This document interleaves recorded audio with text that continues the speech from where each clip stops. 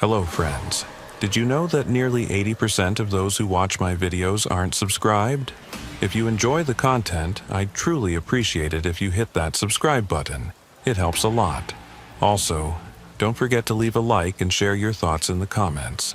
Your interaction not only supports the channel's growth, but also helps these stories reach more people. Thank you all for being here. By the way, where are you watching from? Let me know in the comments.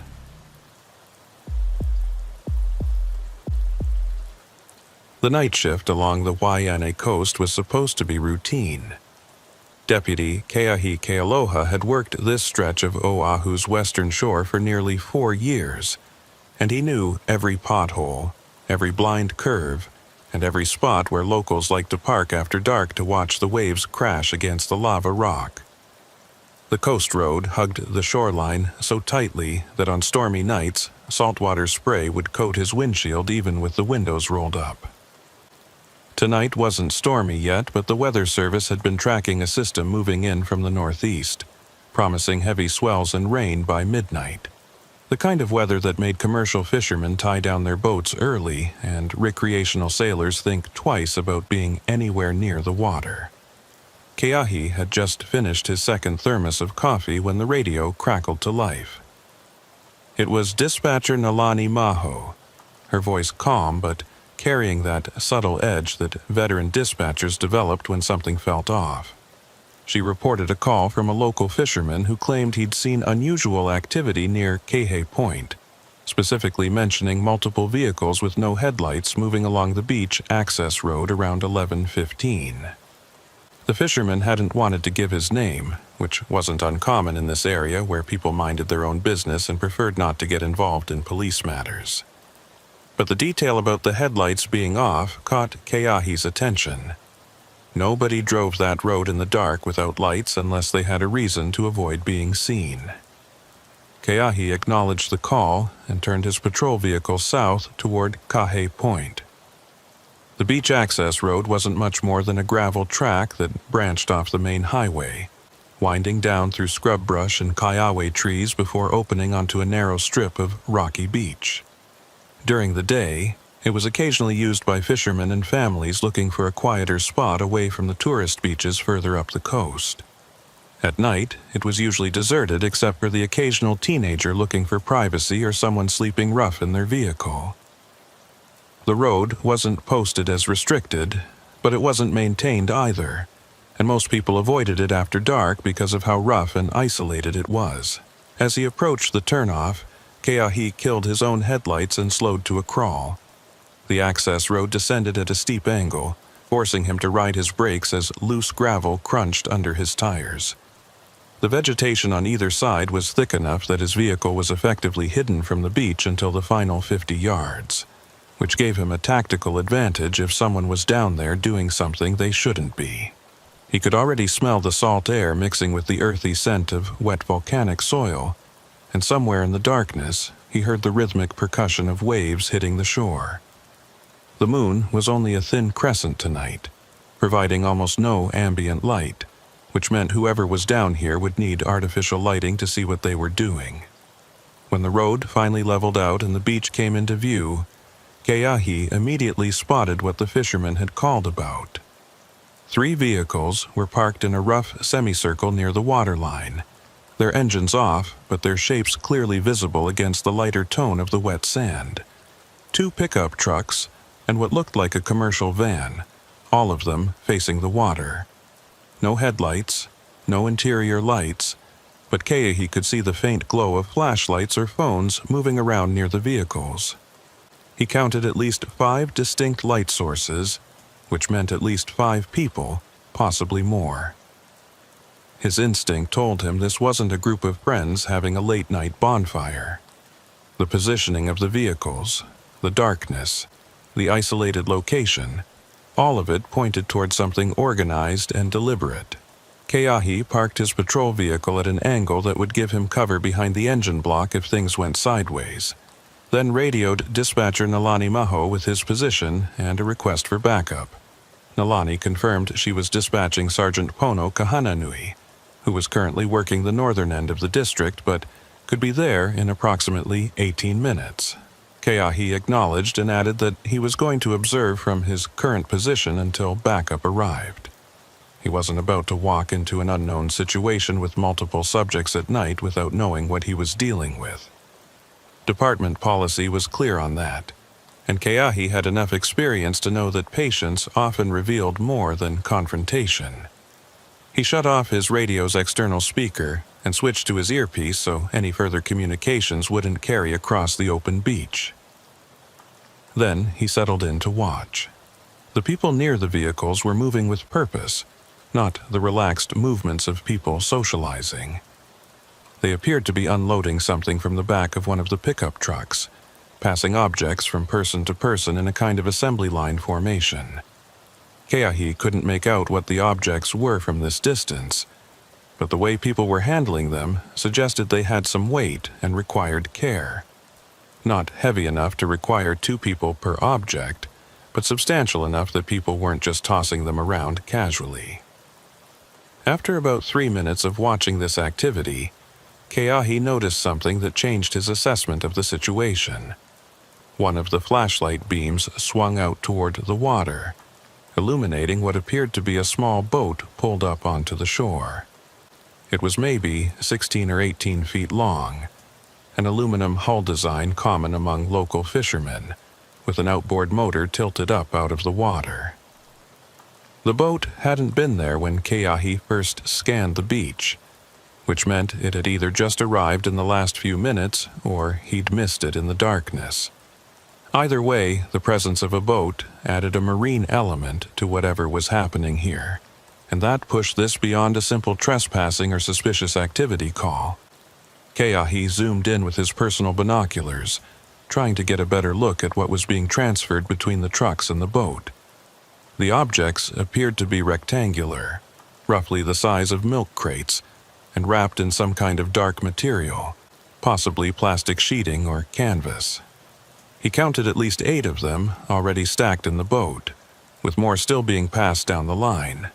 Nobody was talking that he could hear, which suggested these people were either very disciplined or very nervous about being overheard. The whole operation had the feel of something practiced, like these people had done this before and knew how to do it efficiently. Just as he was about to radio an update to Nalani, one of the figures near the vehicles turned and appeared to look directly toward Keahi's position. He froze, knowing that any movement could give away his location. The figure held the position for several seconds, then turned back and said something to the others that Keahi couldn't make out. Immediately, all the flashlights went dark. The beach was plunged into near total darkness, broken only by the faint phosphorescence of the waves and the barely visible silhouettes of the vehicles against the sand. Keahi's hand moved instinctively to his service weapon, though he didn't draw it. He was still observing, not engaging, but the sudden change in behavior told him these people knew law enforcement might be nearby. For almost a full minute, nothing moved on the beach.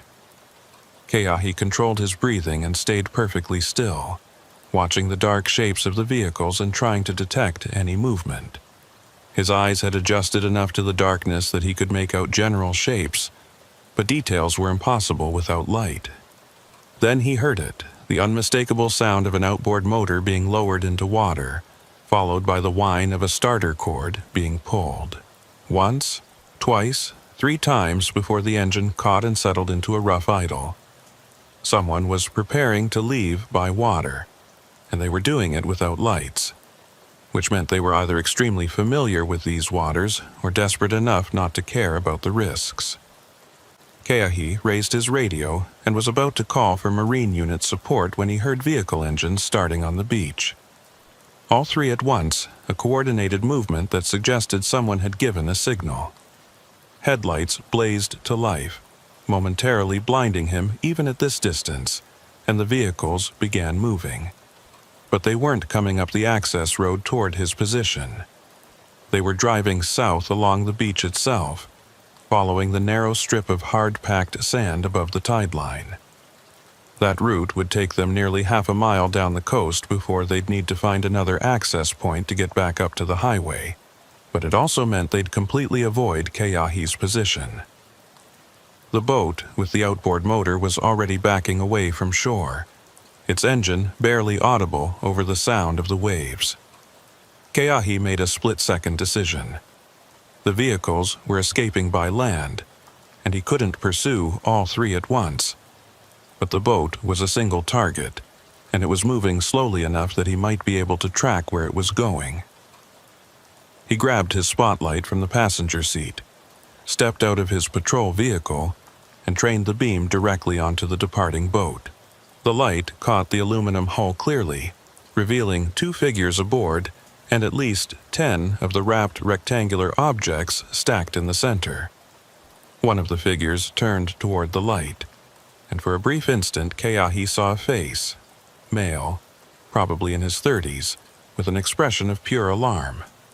The boat's engine suddenly roared to full throttle, the bow lifting as it accelerated away from shore. Keahi kept the spotlight trained on it for as long as he could, but within 30 seconds the boat had moved far enough into the darkness and the swells that the beam couldn't reach it anymore.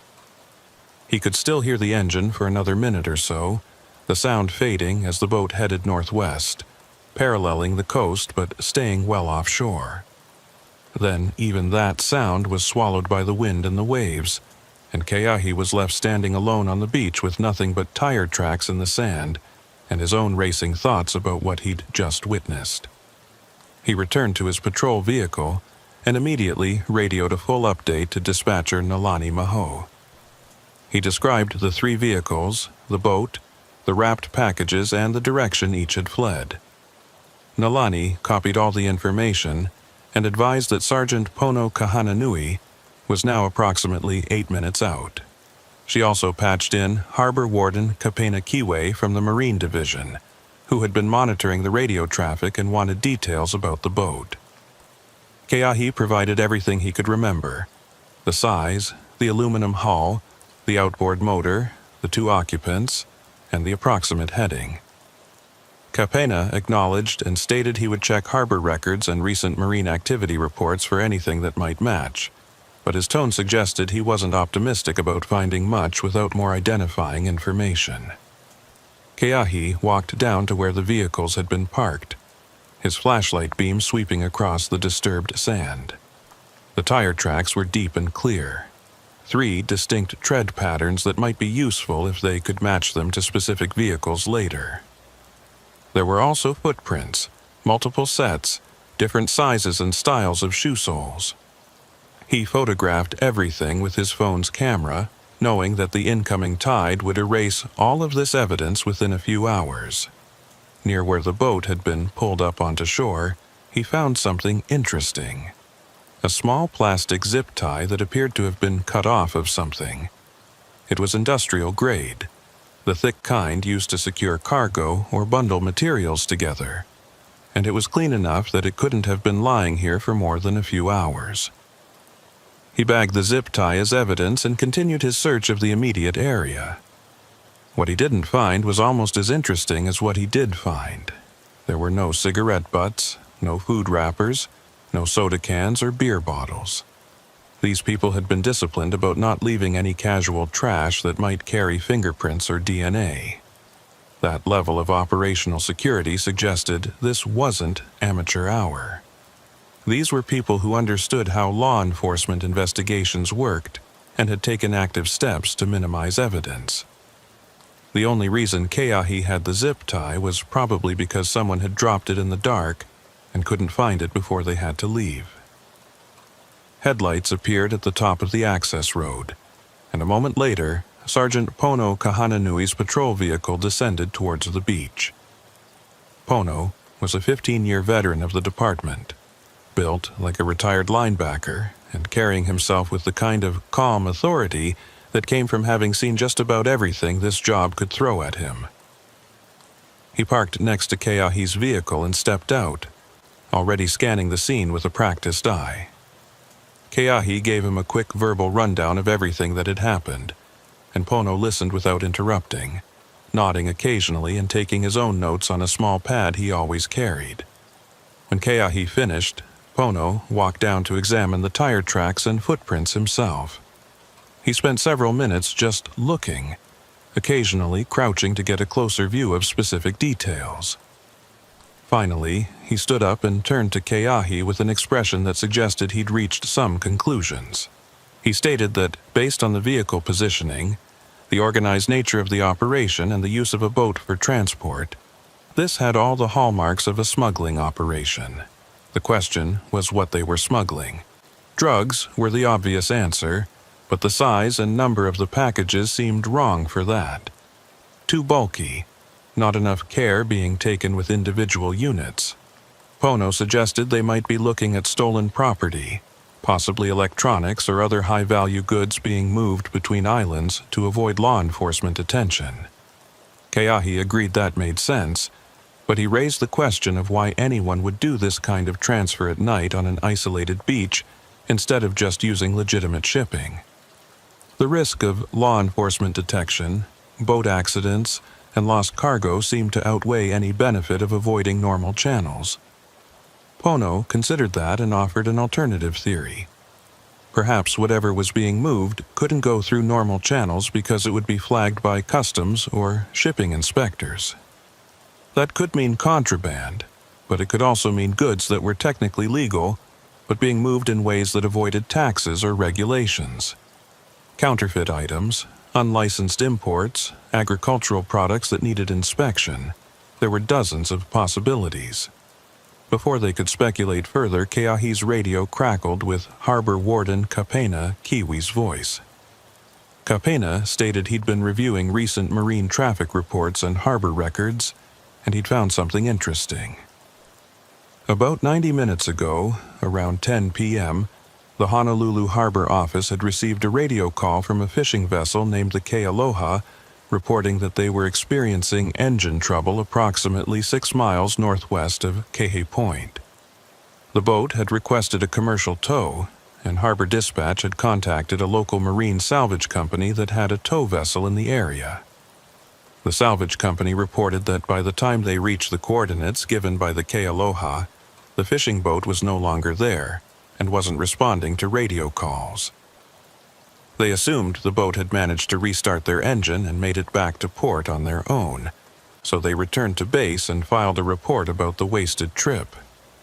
Keahi and Pono exchanged glances. 6 miles northwest of Kauai Point was exactly the direction the aluminum boat had been heading when it disappeared into the darkness. A fishing vessel with engine trouble in that same area, at almost the exact time this beach operation was happening, seemed like too much of a coincidence. Kapena seemed to agree, because he added that he was checking harbor records to see if the Kealoha had actually returned to any official port tonight. If the boat had made it back to Honolulu or any of the other nearby harbors, there would be a record of it coming through the breakwater or tying up at a slip. If there wasn't a record, that meant the boat was either still out there, had gone to an unofficial landing site, or the whole engine trouble call had been a diversion. Pono asked Kapena to send over any registration information he had on the Kealoha, including the owner's name, home port, and last known position. Kapena confirmed he'd send everything through dispatch within the next few minutes. In the meantime, Pono suggested that he and Keahi drive south along the coast highway to see if they could locate where the 3 vehicles from the beach had accessed the main road. If they could find that point, there might be witnesses or security cameras in the area that caught the vehicles passing by. It was a long shot, but it was better than standing around on a beach waiting for evidence to disappear under the next high tide. They split up, with Pono taking the lead and Keahi following about a quarter-mile behind. The coast highway south of Kauai Point was lined with scattered homes, small businesses, and agricultural properties, most of them dark and quiet at this hour. They drove slowly, searching for any beach access road or break in the vegetation that might allow vehicles to climb up from the shoreline to the pavement. After about 15 minutes of searching, Pono's brake lights flashed and he pulled onto the shoulder. Keahi pulled in behind him and they both got out to investigate. What they found was a gated dirt road that led down toward the water through a property that appeared to be abandoned, or at least not actively maintained. The gate itself was secured with a chain and padlock, but the chain was hanging loose and the padlock was open. Fresh tire tracks in the dirt showed that at least 2 vehicles, possibly 3, had come through here recently. Pono photographed the gate and the tracks while Keahi walked a short distance down the road to see where it led. The road descended through overgrown brush for about 50 yards before opening onto a flat area above the beach, and from there, it looked like vehicles could easily drive down onto the sand itself. This was almost certainly the exit point the 3 vehicles had used after leaving the beach operation. The gate being unlocked suggested either the property owner was involved or someone had cut the lock earlier to prepare for tonight's activities. Pono called the dispatch and requested they pull property records for this address to find out who owned it and whether there were any current residents. Nalani acknowledged and stated she'd have that information within 10 minutes. While they waited, Keahi noticed something else about the property that seemed significant. There were no visible houses or structures from the road, which meant the property was essentially vacant land. That made it perfect for use as a clandestine access point because there was nobody here to witness vehicles coming and going at odd hours. The radio chirped again, this time with Harbor Warden Kapina Kiawi's voice carrying a note of urgency. He reported that he'd found the registration information for the Ke Aloha, and there were some serious red flags. The boat was registered to a corporation based in Honolulu, but when Kapena checked, that corporation had been dissolved for non-payment of taxes 6 months ago. The boat itself should have been seized by the state as part of the corporation's assets, but according to harbor records, that never happened. Even more interesting, the phone number listed on the Ke Aloha's emergency contact information had been disconnected, and the last known slip assignment for the boat was at a marina that had shut down almost a year ago. Essentially, the Ke Aloha was a ghost vessel, existing on paper but with no verifiable current owner or location. Pono asked if there was any history of the Ke Aloha being involved in previous incidents or investigations. Kapena stated he was checking that now, but preliminary records showed the boat had been cited twice in the past 3 years for minor violations, once for operating without proper running lights and once for anchoring in a restricted area. Both citations had been issued to different individuals, neither of whom matched the name on the original registration. That suggested the boat had changed hands informally without the proper transfer paperwork being filed, which wasn't uncommon with older fishing vessels but made it nearly impossible to track who actually controlled the boat at any given time. Dispatch came back with the property records for the gated road location. The land was owned by an estate trust that had been in probate for nearly 2 years following the death of the original owner. There were no current residents, and the property was being held pending resolution of some legal dispute between the deceased owner's heirs. That explained why the property appeared abandoned, and why nobody had reported the gate being tampered with. Essentially, the smugglers had found a piece of land that was in legal limbo and exploited it as an access point, knowing that there was nobody actively monitoring it. Keahi was starting to see a pattern emerge. The ghost boat, the abandoned property, the nighttime operation on an isolated beach, all of it pointed to a group that had carefully scouted locations and resources that existed in bureaucratic blind spots. These weren't random criminals improvising a plan. These were people who understood how official systems worked and had deliberately chosen their assets to avoid official oversight. That level of sophistication suggested organization and experience, which in turn suggested this wasn't a one-time event. If this group had run this operation once, they'd likely done it before and would do it again. Pono reached the same conclusion and stated they needed to escalate this to the department's Criminal Investigation Division. What had started as a suspicious activity call had evolved into something that potentially involved ongoing smuggling operations, maritime law violations, and the use of abandoned or improperly registered assets to facilitate criminal activity. Neither he nor Kauai had the resources or jurisdiction to investigate all of those angles themselves. They needed detectives, Marine unit support, and possibly coordination with federal agencies if this crossed state or territorial boundaries. As if on cue, dispatcher Nalani Maho radioed with information that would complicate everything even further. She'd been reviewing the timeline of events and had noticed something odd. The call reporting suspicious activity at Kauai Point had come in at 11:17 p.m. But according to the harbor records Kapena had provided, the Kealoha's distress call about engine trouble had been logged at 9:53 p.m., more than an hour earlier. If the fishing boat and the beach operation were connected, that meant the boat had made its distress call and established an alibi for being in the area long before the actual transfer of goods happened on the beach. That suggested a level of planning and timing that went beyond simple smuggling. It suggested someone had coordinated the entire operation across multiple locations and times, possibly with people stationed at different points to act as lookouts or diversions. Keahi felt a chill that had nothing to do with the ocean wind. He realized they might be looking at the visible edge of something much larger and more organized than a simple boat smuggling cargo between islands. The question was what came next. The people involved tonight were gone, scattered to different locations with their cargo, and tracking them down would require resources and time that he and Pono simply didn't have on a midnight shift. But they also couldn't just walk away from this and hope someone else would pick up the investigation. Too many things didn't add up, and his instincts told him that whatever had happened tonight, it would happen again unless someone stopped it. Pono seemed to read Keahi's thoughts and stated they'd do everything by the book.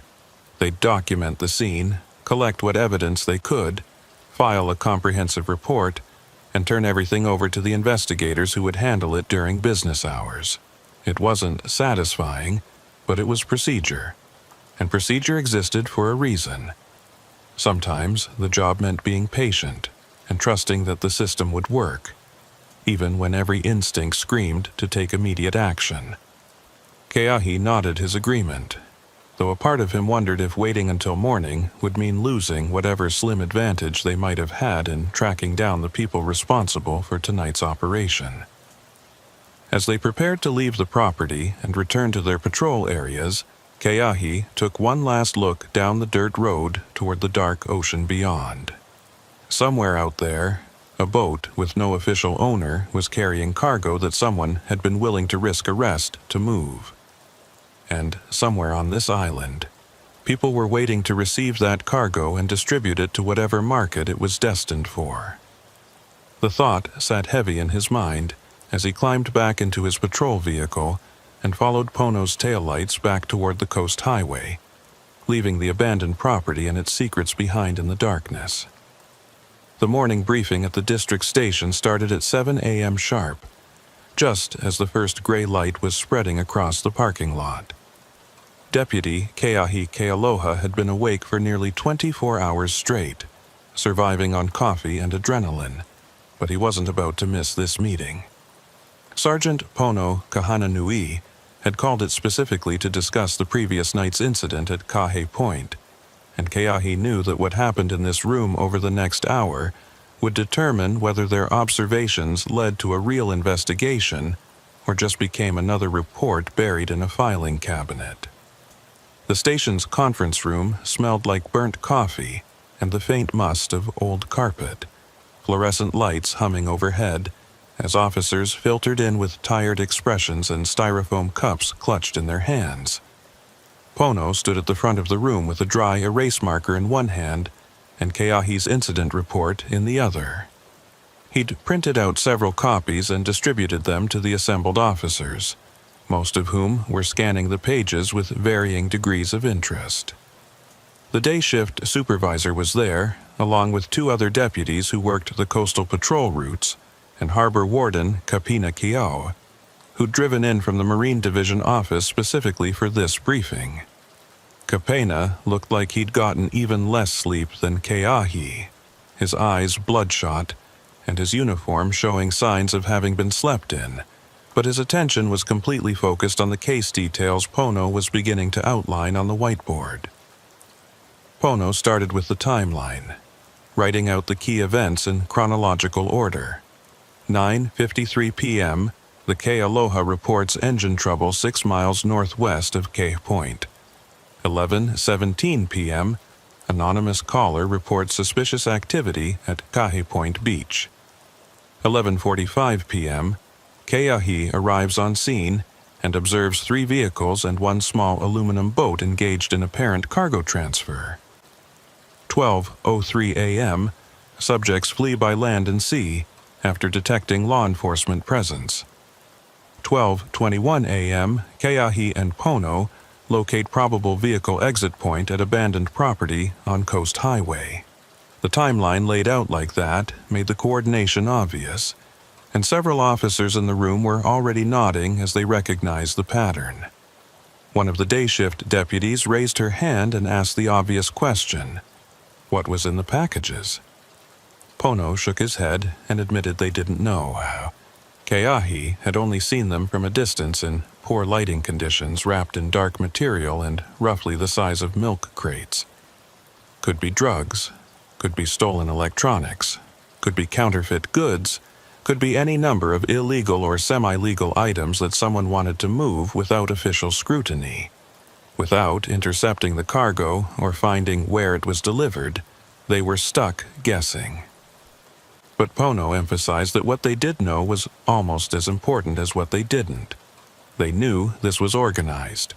They knew it involved maritime transport, and they knew the perpetrators had used ghost assets like the dissolved corporation's boat and the abandoned property to minimize their official footprint. Harbor Warden Kapina Kiwi cleared his throat and asked if he could add some information he'd discovered after the initial radio traffic last night.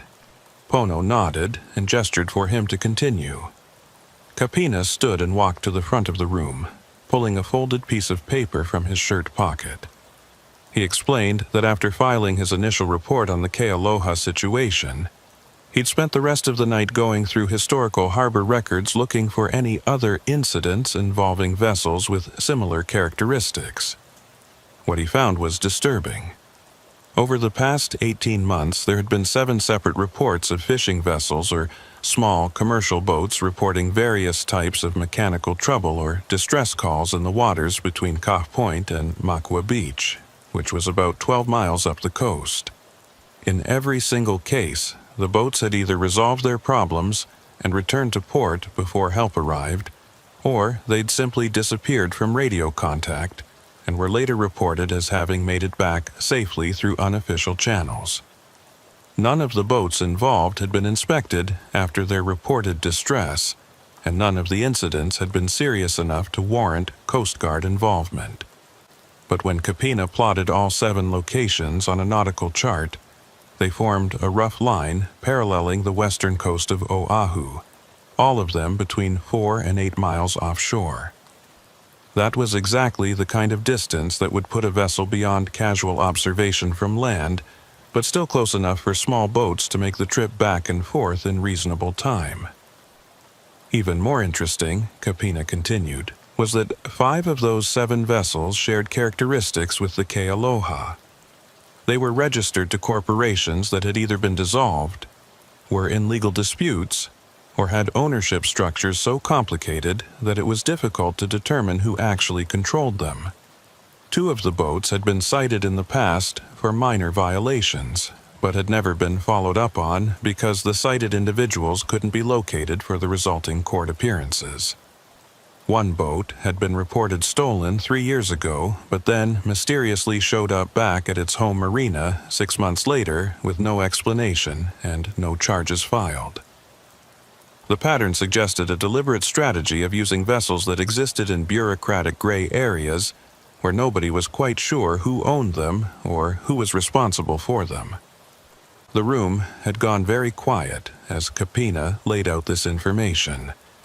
The day shift supervisor, a veteran officer who'd been with the department for almost 20 years, finally spoke up and asked the question everyone was thinking. If this pattern had been going on for 18 months, why was this the first time anyone was connecting the dots? Kapena's expression tightened, and he admitted that the Marine Division had limited resources, and that until last night, none of these individual incidents had seemed significant enough to warrant deeper investigation. Distress calls that resolved themselves were common, especially with older fishing vessels that frequently had mechanical issues. It was only when Keahi had observed an actual cargo transfer operation that the pattern became visible for what it likely was, a systematic smuggling network using distress calls as cover for rendezvous points. Sergeant Pono Kahananui took back control of the briefing and stated that regardless of how long this had been happening, they now had enough information to justify a formal investigation. He'd already contacted the department's Criminal Investigation Division, and a detective was being assigned to the case as of this morning. In the meantime, Pono wanted increased patrol presence along the western coast, particularly in the Kahe Point to Makua Beach corridor. He emphasized that officers should note any unusual activity near beach access roads, any vehicles parked in isolated areas after dark, and any reports of boat traffic that seemed out of the ordinary for normal fishing or recreational activity. He also directed Kapena to coordinate with the Coast Guard and see if they could increase their presence in the offshore area where the suspected rendezvous points had been occurring. Keahi raised his hand and asked what they should do if they encountered another operation in progress. Should they attempt to intercept or observe and report like he'd done last night? Pono considered the question carefully before answering. He stated that officer safety was the priority, and that no one should attempt to confront multiple suspects in an isolated area without adequate backup. If another operation was observed, the responding officer should maintain a safe distance, gather as much information as possible including vehicle descriptions, boat identification numbers, and direction of travel, and then coordinate with dispatch to set up interdiction points where backup could arrive quickly. The goal was to gather intelligence and eventually make arrests with enough evidence to secure convictions, not to engage in confrontations that could get officers hurt. The briefing concluded with assignments for the day shift and instructions for everyone to review the incident report and familiarize themselves with the pattern Kapena had identified. As officers filed out of the conference room, several stopped to speak with Keahi directly, asking follow-up questions about what he'd seen and offering their own theories about what might be getting smuggled.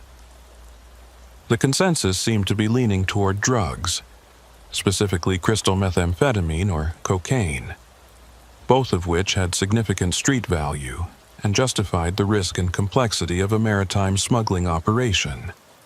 But Keahi couldn't shake the feeling that something about that theory didn't quite fit. The packages had been too large and too numerous for high-value drugs, which were usually transported in smaller, more concentrated quantities to minimize risk. After the briefing, Keahi was supposed to go home and get some sleep, but instead he found himself sitting in his patrol vehicle in the station parking lot, staring at his incident report and trying to figure out what was bothering him about this whole situation. The packages themselves kept nagging at him. They'd been uniform in size, wrapped identically, and handled with care but not excessive caution. That suggested something valuable enough to protect, but not so delicate that dropping one would be catastrophic. Electronics made sense from that perspective, but why smuggle electronics? Import duties existed, but they weren't so extreme that it would justify this level of operational complexity. Stolen goods were possible, but again, the volume seemed wrong. You didn't risk a multi-person operation involving boats and vehicles just to move a few $1,000s worth of stolen property. His radio crackled, breaking his train of thought. Dispatcher Nalani Meho was calling him directly, asking if he was still at the station. When he confirmed he was, she requested he come back inside because Harbor Warden Kapena Kiwi wanted to speak with him privately before he left for the day. Keahi acknowledged and walked back into the building, finding Kapena waiting for him in one of the small interview rooms the department used for witness statements. Kapena closed the door behind them and gestured for Keahi to sit, his expression serious enough that Keahi immediately knew this wasn't going to be a casual conversation. Kapena started by saying he appreciated Keahi's work last night, and that his observations had potentially broken open something that the Marine Division had been peripherally aware of, but hadn't been able to prove. Then he asked a question that caught Keahi off guard. Had Keahi noticed anything specific about the boat's direction of travel after it left Kahe Point? Keahi thought back and confirmed that the boat had been heading northwest, roughly paralleling the coast but staying well offshore. Kapena nodded slowly and pulled out a nautical chart, spreading it across the interview table. He pointed to Kahe Point and then traced a line northwest with his finger, stopping at a point about 8 miles offshore where multiple pencil marks indicated something significant. Kapena explained that this particular area of ocean had something interesting about it. The depth dropped off dramatically. Close to shore, the water was relatively shallow, maybe 40 to 60 feet deep, but at this point offshore, the ocean floor fell away to depths of over 300 feet in some places. That created a natural boundary that local fishermen and boaters were familiar with. And it also created an area where surface activity was difficult to observe from shore or from most patrol vessels because of the distance and the way the swells ran in deeper water. But what made this location particularly interesting was that it sat at the convergence of two current patterns, which made it a natural waypoint for anyone navigating between the western coast of Oahu and the other islands. Keahi was starting to understand where this was going, but he waited for Kapena to continue. The harbor warden stated that if someone wanted to establish a reliable rendezvous point for maritime transfers, this deep water area would be ideal. A larger vessel could sit there relatively safely, even in moderate seas, and smaller boats could make the trip from shore in 20 to 30 minutes, depending on conditions. The depth meant that if anything went wrong and cargo needed to be ditched quickly, it would sink to a depth where recreational divers couldn't reach it, and where recovery would be extremely difficult. And the distance from shore meant that even if someone on land noticed activity, they couldn't see enough detail to identify vessels or people involved. But here was the part that really troubled Kapena, and why he'd wanted to speak with Keahi privately. 3 months ago, the Coast Guard had investigated a report from a commercial fishing captain who claimed he'd nearly collided with an unlit vessel in this exact area at around 2 a.m. The fishing captain had been running with full navigation lights and radar, and his radar had picked up a large stationary contact that wasn't broadcasting any identification signal. When he got close enough to see the vessel with his spotlight, he described it as a commercial freighter of some kind, at least 100 feet long, sitting dark with no visible crew on deck. When he tried to hail them on the radio, he got no response. By the time he'd circled around to get a better look and possibly get close enough to read a name or registration number, the vessel had started its engines and moved away at high speed, disappearing into the darkness before the fishing captain could get any identifying information. The Coast Guard had searched the area the following day but found nothing, and without any identifying information about the mystery vessel, they couldn't pursue it further. The fishing captain had filed a formal report, mostly for his own protection in case something came of the incident later. But the whole thing had been filed away as unexplained and eventually forgotten.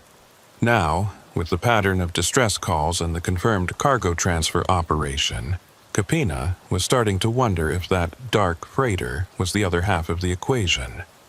If the small aluminum boats were picking up cargo from shore and taking it to a larger vessel offshore, that would explain the efficiency of the operation and why none of the small boats had been intercepted returning to harbor. They weren't returning to harbor at all.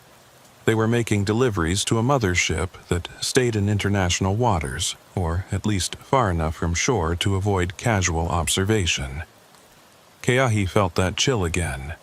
the one that came from realizing a situation was much bigger than it initially appeared. If Kapena's theory was correct, they weren't dealing with a simple inter-island smuggling operation. They were dealing with something that potentially involved international maritime traffic, which meant federal jurisdiction and possibly connections to organized crime networks that operated across multiple countries. That was way beyond the scope of what a county sheriff's department could handle alone. Kapena seemed to read his thoughts and nodded grimly, stating that he'd already contacted the Coast Guard Investigative Service and requested they reopen the file on the dark freighter incident. He'd also reached out to federal partners to see if there were any ongoing investigations into maritime smuggling that might connect to what they were seeing here. Before Keahi could respond, his radio came alive again. This time, it was Sergeant Pono Kahananui's voice, and there was an urgency to it that made both Keahi and Kapena immediately stand up. Pono was requesting all available units to respond to a location on the coast highway about 3 miles south of where Keahi had found the abandoned property gate last night. A resident had called in to report finding a body on the beach, male, apparent gunshot wounds, deceased for at least several hours based on the condition. The reporting party had stated the body was partially in the water, and personal effects found nearby suggested the victim might have been one of the people involved in some kind of boat or water activity. Keahi and Kapena looked at each other for just a moment before both headed for the door. Keahi knew he should go home and sleep, that he'd been up for far too long and wasn't in any condition to respond to a death investigation. But the timing and location of this body couldn't be a coincidence. 3 miles south of the property gate, right in the corridor where the beach operation vehicles would have been traveling, and involving someone connected to water activity. This wasn't a random drowning or a fishing accident. This was connected to what he'd witnessed last night, and if there was even a chance that responding to this scene might provide answers about who was running the smuggling operation, Keahi wasn't about to sit it out. The drive to the scene took less than 10 minutes, even with morning traffic starting to build on the highway. When Keahi arrived, there were already 2 patrol vehicles on site, along with an ambulance and the medical examiner's van. The actual location of the body was about 50 yards down from the road, requiring a scramble down a rocky embankment to reach the narrow strip of beach below. Sergeant Pono Kahananui was already there, standing well back from the body to preserve the scene, and he waved Keahi over as soon as he appeared at the top of the embankment. The body was that of a male in his 30s, wearing dark clothing that was now soaked through from being partially submerged in the surf. 2 obvious gunshot wounds were visible, one to the chest and one to the upper back, suggesting the victim had been shot at least twice from different angles. The medical examiner was performing a preliminary assessment, carefully documenting the wounds and the position of the body, while photographers captured the scene from multiple angles. Personal effects scattered nearby included a wallet, a cell phone that was ruined from water exposure, and most significantly, a handheld marine radio that had been clipped to the victim's belt. Pono waited until Keahi was standing next to him before speaking quietly. He stated that the wallet contained identification for a local man with a known history of minor criminal offenses, mostly theft and receiving stolen property, but nothing that suggested he was involved in anything as organized as what they'd observed last night. The marine radio was interesting because it wasn't the kind of cheap consumer model that recreational boaters used.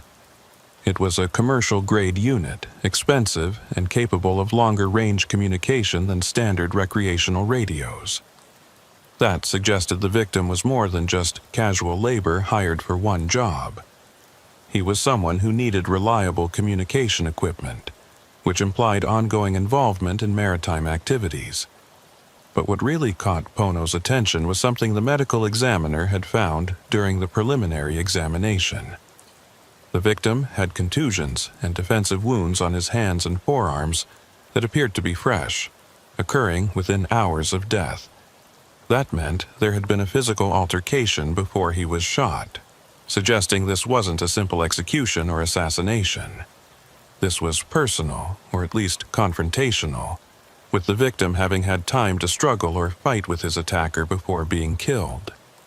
The medical examiner had also noted that, based on body temperature and lividity patterns, time of death was likely between 1 and 4 a.m., which placed it in the window after the beach operation had scattered.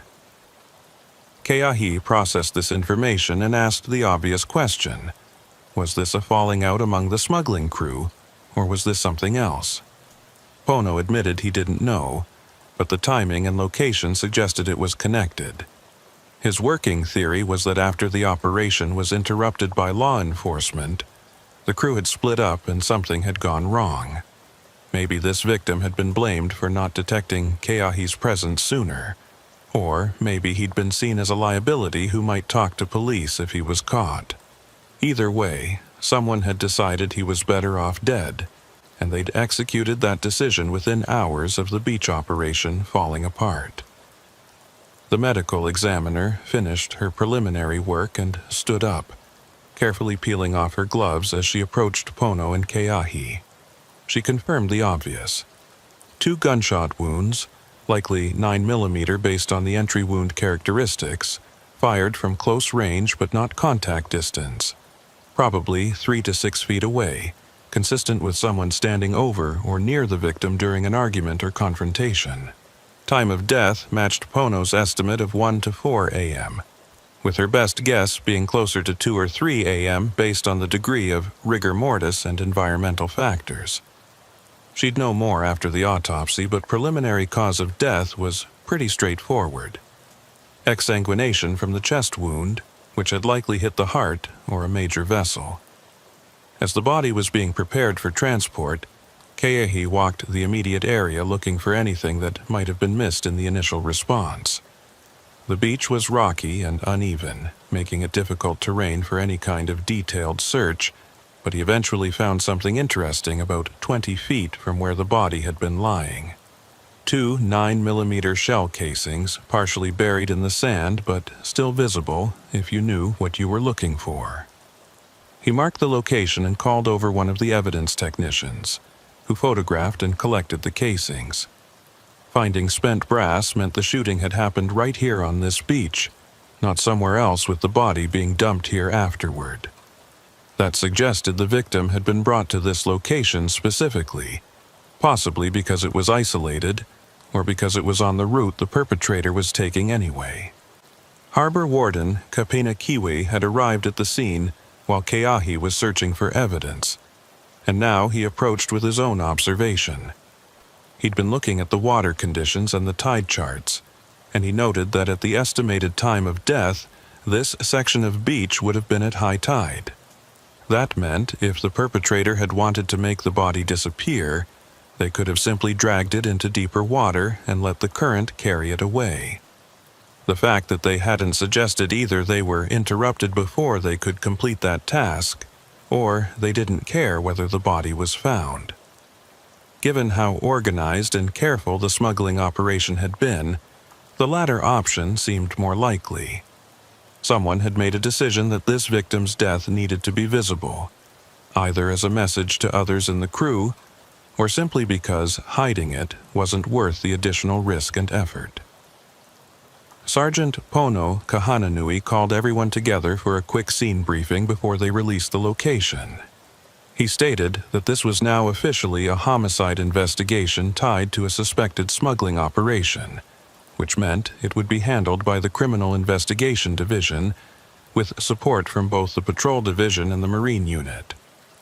All evidence from the scene would be processed as priority, and the victim's identity would be used to start building a profile of who else might have been involved in last night's beach operation. Phone records, known associates, financial transactions, anything that might connect this victim to other people or to the vessels and vehicles that had been involved. As the various units began clearing the scene, Keahi finally accepted that he needed to go home and get some actual sleep. He'd been running on fumes for hours, and his judgment was starting to suffer from exhaustion. But as he drove away from the beach where a man had been killed for his involvement in a smuggling operation that was still barely understood, he couldn't stop thinking about what Harbor Warden Kapina Q had said about the dark freighter. If that vessel was real, if it was still operating in the waters off Oahu, then this death wasn't the end of the investigation. It was just the beginning, and somewhere out there people were already planning their next operation, learning from the mistakes of last night and preparing to try again. The only question was whether law enforcement could identify and stop them before someone else ended up dead on a lonely stretch of beach, their body left as a message that some secrets were worth killing to protect. Deputy Keahi Kealoha woke up at 3 in the afternoon to the sound of his phone vibrating against the nightstand. He'd managed maybe 4 hours of sleep, his mind refusing to fully shut down even after the exhaustion of the previous night and morning. The caller ID showed Sergeant Pono Kahananui, and Keahi answered with a voice still thick with sleep. Pono got straight to the point. The Criminal Investigation Division wanted Keahi to come in early for his shift tonight because they had new information about the homicide victim, and they needed someone who'd actually witnessed the beach operation to help make sense of what they were finding. Keahi agreed and said he'd be there by 5, giving himself enough time to shower, eat something resembling a meal, and mentally prepare for what was clearly going to be another long night. The district station was busier than usual when Keahi arrived, with several unmarked detective vehicles parked in spaces normally reserved for patrol units. Inside, the conference room had been converted into a temporary investigation headquarters, with photographs pinned to boards, maps spread across tables, and multiple laptop computers displaying what looked like phone records and financial documents. The lead detective on the case was a woman Keahi had worked with before on a burglary investigation, someone with a reputation for being thorough and not easily distracted by dead ends or false leads. She nodded at Keahi as he entered and gestured for him to sit at the main table where several other officers were already assembled. The detective started by confirming what everyone in the room already knew. The victim from the beach had been identified through fingerprints and wallet identification as a local man with a criminal history.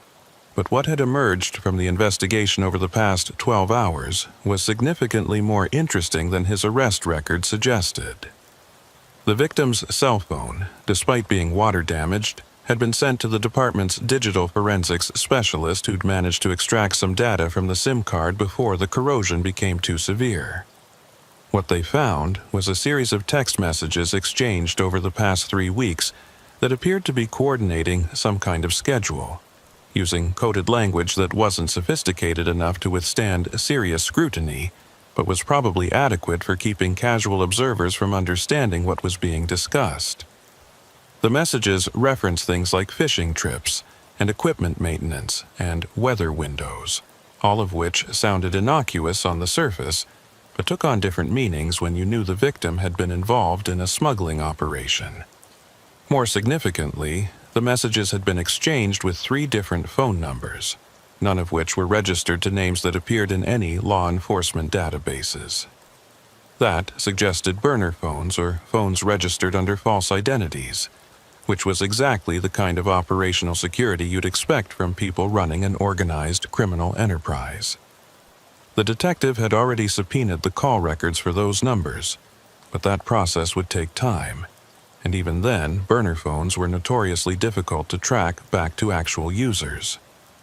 What was more immediately useful was the financial information the investigation had uncovered. The victim's bank account showed regular deposits over the past 6 months, always in amounts between $800 and $1,500, and always made in cash at ATM machines scattered across the western side of Oahu. The deposits came every 2 to 3 weeks with no apparent pattern to the exact timing, but they were consistent enough to represent some kind of regular income.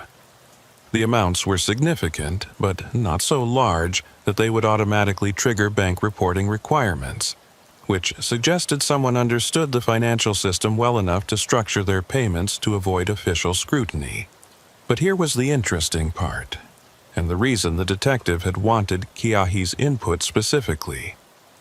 When they cross-referenced the dates of the victims' cash deposits against Harbor Warden Kapina Kiwi's list of suspicious maritime distress calls over the past 18 months, 7 of those deposit dates fell within 48 hours of reported incidents. That couldn't be coincidence. It meant the victim had been paid shortly after participating in operations, which in turn meant the beach transfer Keahi had witnessed was almost certainly not a one-time event. This had been going on for months, maybe longer, with the victim serving as regular crew for multiple smuggling runs. Keahi studied the timeline the detective had constructed, noting the intervals between operations, and trying to identify any pattern that might help predict when the next one would occur. The gaps ranged from 9 days to 23 days, with no obvious correlation to moon phases, weather patterns, or any other environmental factor he could identify. That suggested the timing was driven by operational needs rather than external conditions, meaning when cargo needed to be moved, that's when operations happened. If they could figure out what was triggering those operational needs, they might be able to anticipate the next smuggling run and actually intercept it. Sergeant Pono Kahananui spoke up from his position near one of the evidence boards, asking if there had been any progress on identifying the 3 vehicles from the beach or tracking down the aluminum boat.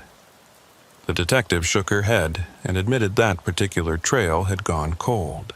Without plate numbers or better vehicle descriptions, finding 3 pickup trucks and a van on an island with thousands of similar vehicles was essentially impossible.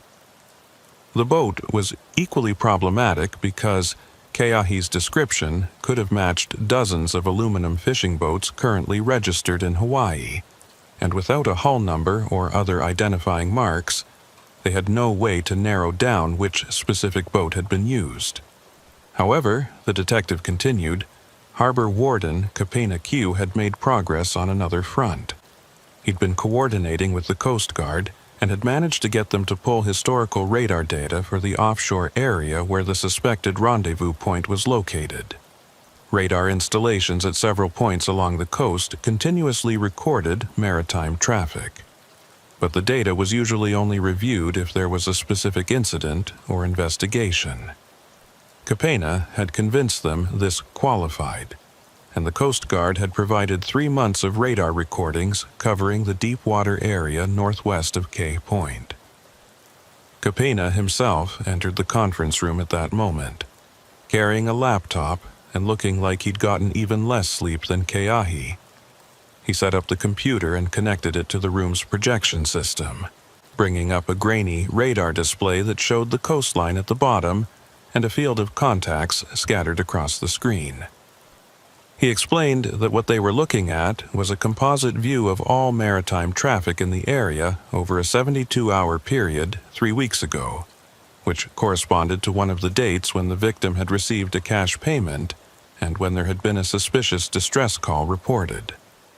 Kapena began filtering the data, removing contacts that could be identified as commercial vessels with active transponders, fishing boats operating in known areas, and recreational traffic that followed typical patterns. What remained, after all those filters were applied, was a smaller set of unidentified contacts, and one in particular caught everyone's attention. It was a large vessel, probably 80 to 100 feet based on the radar signature, that had appeared in the deep water area around midnight and remained stationary for approximately 3 hours before moving away to the northwest at a speed consistent with a commercial freighter. The vessel hadn't been broadcasting any identification transponder, and its position placed it almost exactly at the suspected rendezvous point. Even more significant, Kapina continued, was that when he ran the same analysis for the other 6 dates that correlated with the victim's payments and suspicious distress calls, the same pattern appeared every single time. A large, unidentified vessel would arrive in the deep water area, remain stationary for 2 to 4 hours, and then depart to the northwest. The timing varied, sometimes occurring just after midnight. Other times not until 3 or 4 in the morning. But the pattern was consistent. This wasn't random maritime traffic. This was a vessel that was deliberately positioning itself in that specific location on a regular schedule to receive cargo from smaller boats making runs from shore. The detective leaned forward and asked the question everyone was thinking. Could they identify the vessel? Kapena's expression suggested the answer wasn't going to be satisfying. He explained that without a transponder signal, identifying a specific vessel from radar signature alone was extremely difficult. The size and shape could narrow it down to a general class of vessel, probably a small freighter or large fishing processor, but there were hundreds of such vessels operating in Pacific waters at any given time. The Coast Guard could potentially identify it if they happened to encounter it during a routine patrol, but without knowing the vessel's schedule or route beyond these brief appearances off Oahu, the chances of a random encounter were minimal. However, Kapena added, there was one potentially useful piece of information. The vessel's departure heading was consistently to the northwest, and at the speed it was traveling, it would reach the waters near Kauai in approximately 8 to 10 hours. If it was making regular runs between islands, that might explain the operational pattern. Pick up cargo off Oahu, transit to Kauai or beyond. Return for the next pickup when more cargo was ready. That would also explain why the intervals between operations varied. They were dependent on how long it took to accumulate enough cargo to justify the risk of a run and the cost of operating the vessel. One of the other deputies in the room raised a practical question. If they knew the approximate schedule and the rendezvous point, why not just position a Coast Guard vessel or police boat there during the next expected window and intercept the operation? The detective fielded that question by explaining the legal and practical problems with that approach.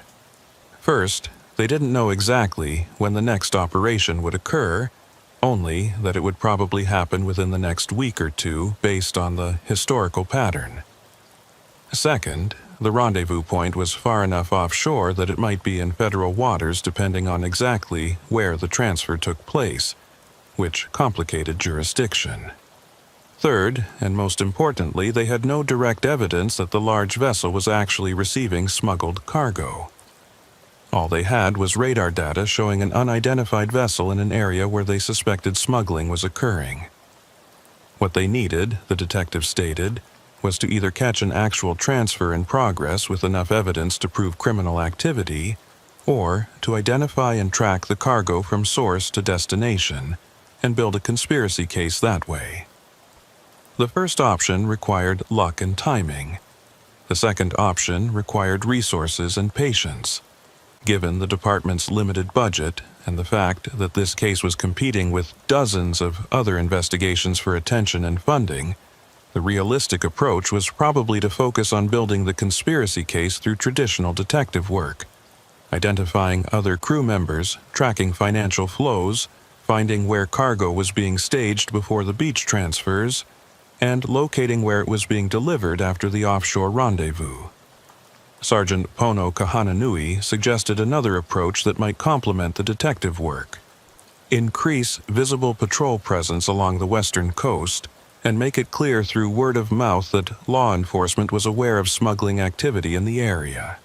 Sometimes, the best way to disrupt an operation wasn't to arrest everyone involved, but to make the operation too risky and expensive to continue. If the smugglers knew they were being watched, they might shut down temporarily or permanently, or they might make mistakes trying to work around the increased scrutiny. Either outcome was acceptable if it stopped the criminal activity, even if it didn't result in arrests. The detective considered that suggestion and nodded slowly. She agreed it was worth trying, but she cautioned against tipping their hand too obviously. If the smugglers felt immediate heat, they might just pause operations for a few months and then resume once the attention died down. What would be more effective was a sustained, visible presence that didn't seem specifically targeted at them, just routine patrol work that happened to be occurring in the right places at the right times. make them constantly wonder if law enforcement was onto them without confirming it, and let that psychological pressure do the work of disrupting their operations. Keahi volunteered to take the lead on the increased coastal patrols, noting that he already knew the area well and had established relationships with some of the local fishermen and residents who might notice unusual activity. Pono approved the assignment and stated that Keahi would coordinate with 2 other deputies to ensure coverage during the peak hours when previous operations had occurred, roughly 10 p.m. to 4 a.m. They'd vary their routes and timing enough to avoid being predictable, but they'd maintain consistent visibility in the areas of greatest interest, particularly around Kehe Point and the abandoned property that had been used as a vehicle access point. As the meeting was breaking up and officers were heading out to begin their shifts, Harbor Warden Kapena Kiwi pulled Keahi aside for a private word. He mentioned that he'd been reviewing the victim's maritime radio that had been recovered from the beach, and the forensics team had managed to get it working long enough to check what frequencies it had been programmed to receive. Most of them were standard maritime channels, but there was one frequency that didn't match any official use he was aware of. It was in a range that was technically allocated for private commercial use, meaning anyone could get a license to operate on it. But the specific frequency wasn't registered to any company or organization in Hawaii according to the FCC database. Kapena suggested that frequency might be how the smuggling crew was coordinating during operations, using a channel they thought wouldn't be monitored because it wasn't associated with any legitimate business or marine service. He'd programmed his own radio to monitor that frequency, and he recommended Keahi do the same. If another operation was being planned, there might be test transmissions or coordination chatter in the days leading up to it, and monitoring that frequency could provide advance warning. It was a long shot, but sometimes long shots paid off, especially when dealing with criminals who thought they were being clever with their communication security. Keahi thanked Kapena for the information and made a note to reprogram his patrol vehicle's radio to include that frequency in its scan rotation. Then he headed out to begin his shift, driving west from the station toward the coast as the sun was setting behind the mountains.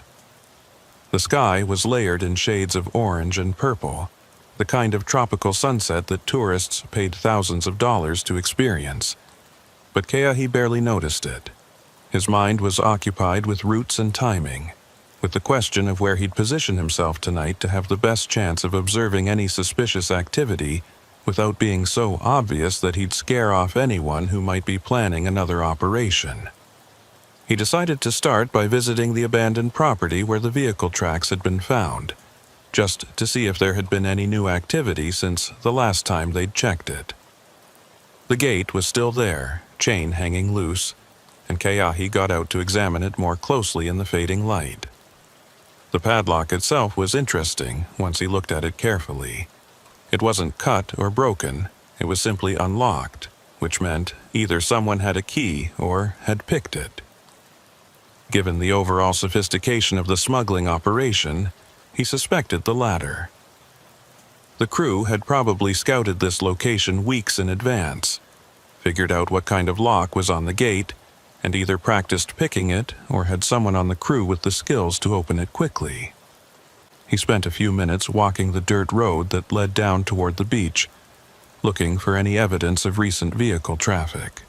The tracks from the night of the beach operation were still visible but fading, and he didn't see any new ones that suggested someone had been back since then. That was actually slightly surprising. He'd expected the crew might return to check the site or retrieve anything they might have left behind, but apparently they'd written this location off as compromised.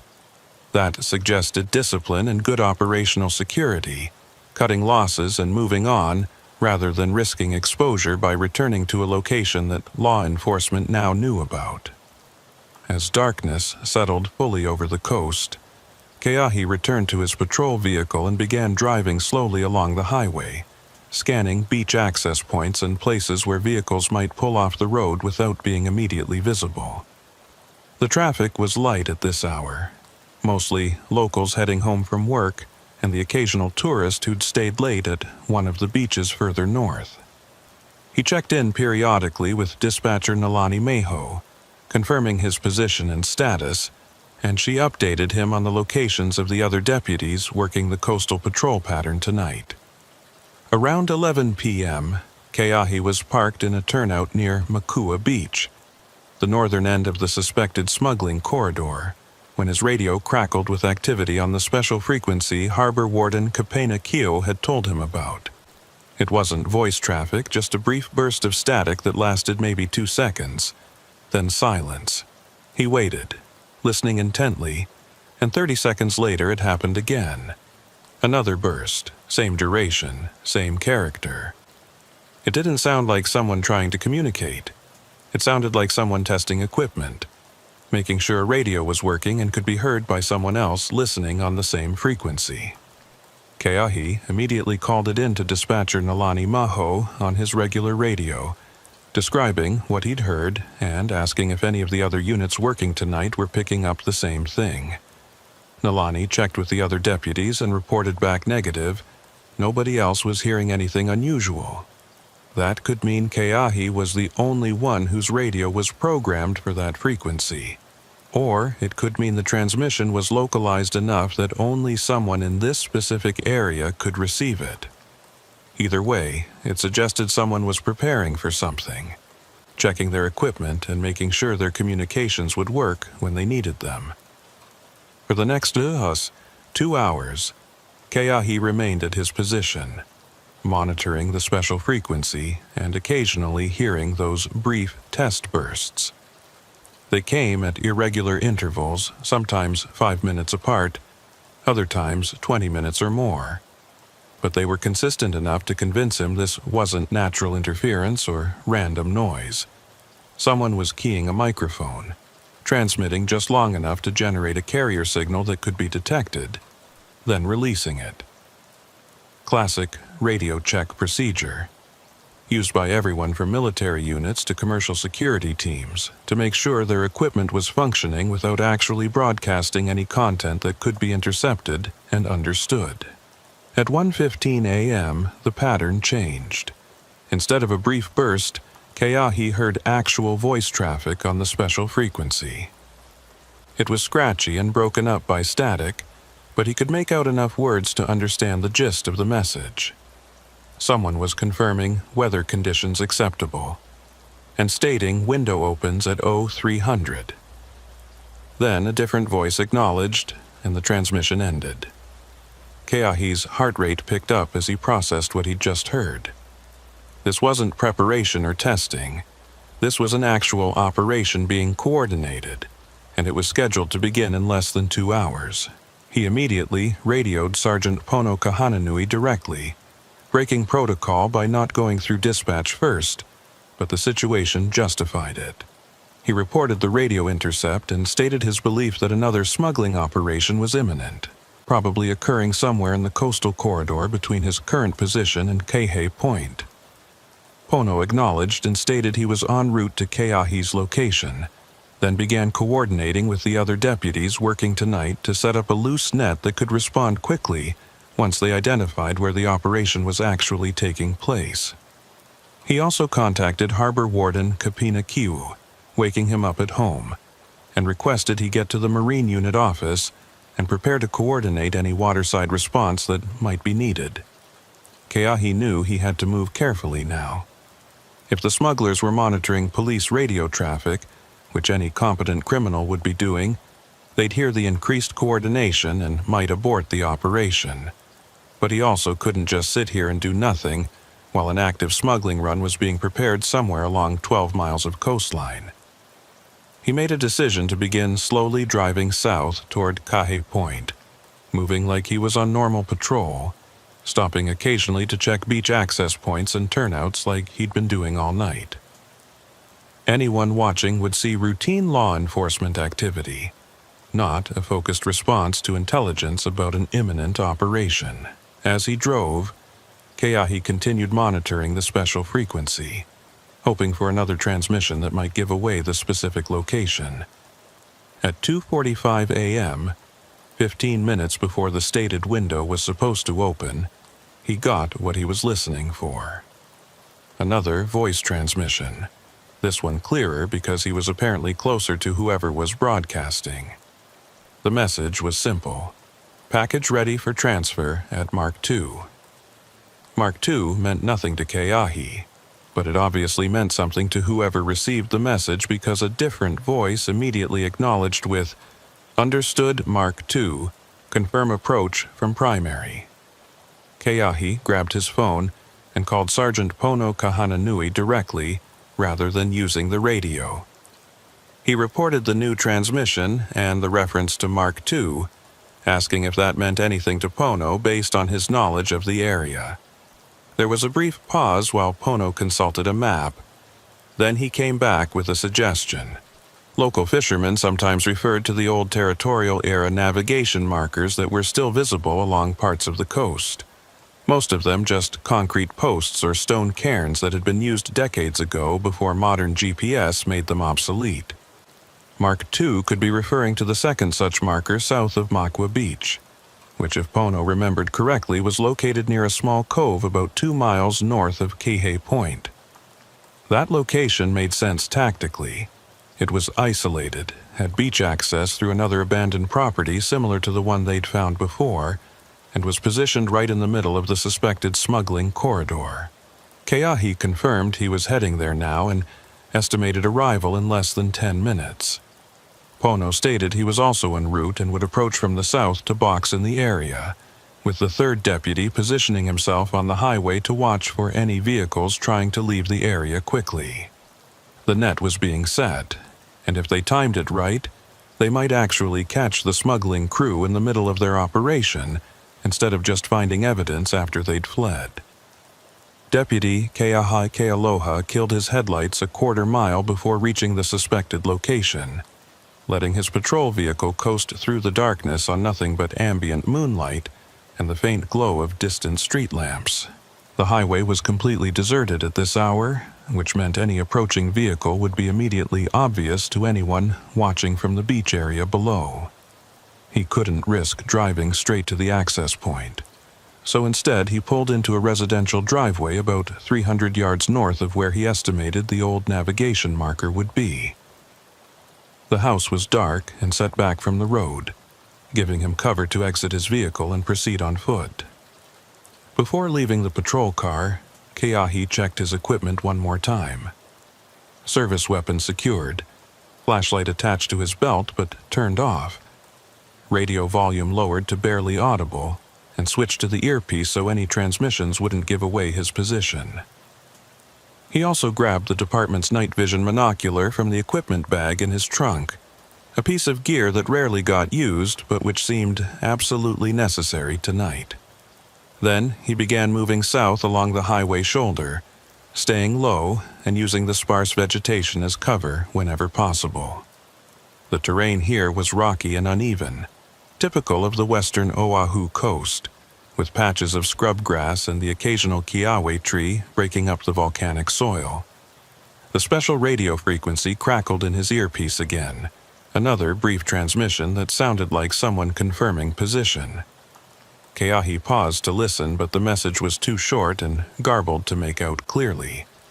Still, the fact that there was active radio traffic meant the operation was definitely underway, which gave him confidence he was moving toward the right location. He continued south, moving carefully to avoid dislodging loose rocks that might tumble down the slope and alert anyone below to his presence. The ocean was visible below him now, a vast expanse of darkness broken only by the white foam of waves hitting the rocky shoreline. After about 5 minutes of careful movement, Keahi spotted what he was looking for. Fresh tire tracks leading off the highway and down a steep access road that was barely more than 2 parallel ruts worn into the hillside. He knelt at the edge of the road and used the night vision monocular to scan the beach area below. What he saw made his pulse quicken. 3 vehicles were parked in a triangular formation near the waterline, exactly like the setup he'd witnessed at Kihei Point. 2 pickup trucks and what looked like the same commercial van, though at this distance and in these lighting conditions he couldn't be certain they were the same specific vehicles. But the operational pattern was identical, which meant this was definitely the smuggling crew. Movement near the vehicles caught his attention, and he adjusted the monocular to get a better view. At least 6 people were visible, moving between the trucks and carrying objects that appeared to be the same size and shape as the wrapped packages from the previous operation. But this time there was no boat pulled up on the shore. Instead, the people were stacking the packages in what looked like a staging area, arranging them in neat rows like they were preparing for pickup rather than immediate loading. That suggested the boat hadn't arrived yet, which made sense given that the radio transmission had said the window opened at 0300 hours. It was currently only 2:58, so they were probably waiting for the marine element to arrive before beginning the actual transfer. Keahi needed to update Sergeant Pono Kahananui on what he was seeing, but he couldn't risk a radio transmission that might be overheard. Instead, he pulled out his cell phone and sent a text message with his exact location and a count of vehicles and personnel visible. He added that no boat had arrived yet, but that the crew appeared to be preparing for one. Pono's reply came back within seconds. He was approximately 4 minutes out and would approach with lights off from the south. The third deputy was in position on the highway to the north, blocking that escape route. Harbor Warden Kapina Kiwi was monitoring from the Marine Unit office and had a patrol boat on standby if they needed water support, though it would take at least 20 minutes to reach this location from the nearest harbor. The waiting was the hardest part. Keahi remained in position, watching through the night vision monocular as the crew on the beach continued their preparations. They worked with practiced efficiency, no wasted motion, no standing around talking. These were people who had done this before and who understood that speed and silence were essential to avoiding detection. One person appeared to be acting as a lookout, standing slightly apart from the others and periodically scanning the highway above with what might have been binoculars. Keahi was glad he'd had the instinct to approach on foot rather than driving straight to the access road. If he'd come in with a vehicle, that lookout would almost certainly have spotted him. At exactly 3:02 a.m., Keahi heard the faint sound of an outboard motor approaching from the north. He shifted his observation point to scan the water and quickly spotted a small boat, running with no lights, making its way along the coast at what looked like a cautious speed. The boat matched the description of the aluminum vessel from the K Point operation, though again he couldn't be certain it was the same specific boat. What mattered was that the marine element had arrived, which meant the transfer was about to begin. This was the moment when the crew would be most vulnerable, focused on loading cargo and less likely to notice law enforcement moving into position.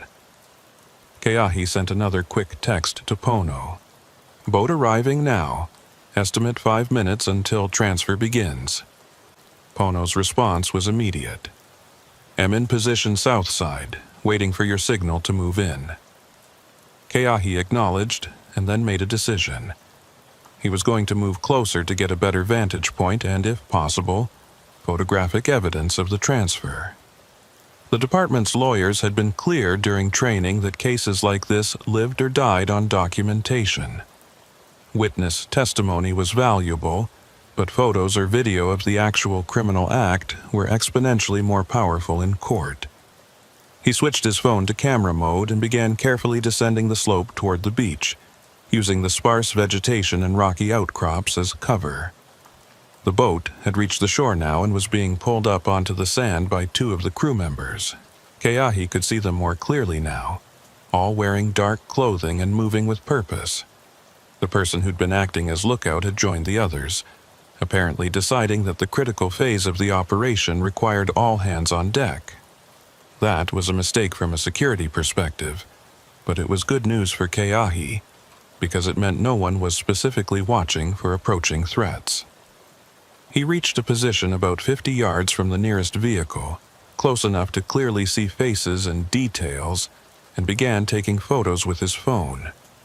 The night vision mode on the camera wasn't great, but it was better than nothing, and some documentation was infinitely better than none. The crew worked quickly, forming a human chain to pass the wrapped packages from the staging area to the boat.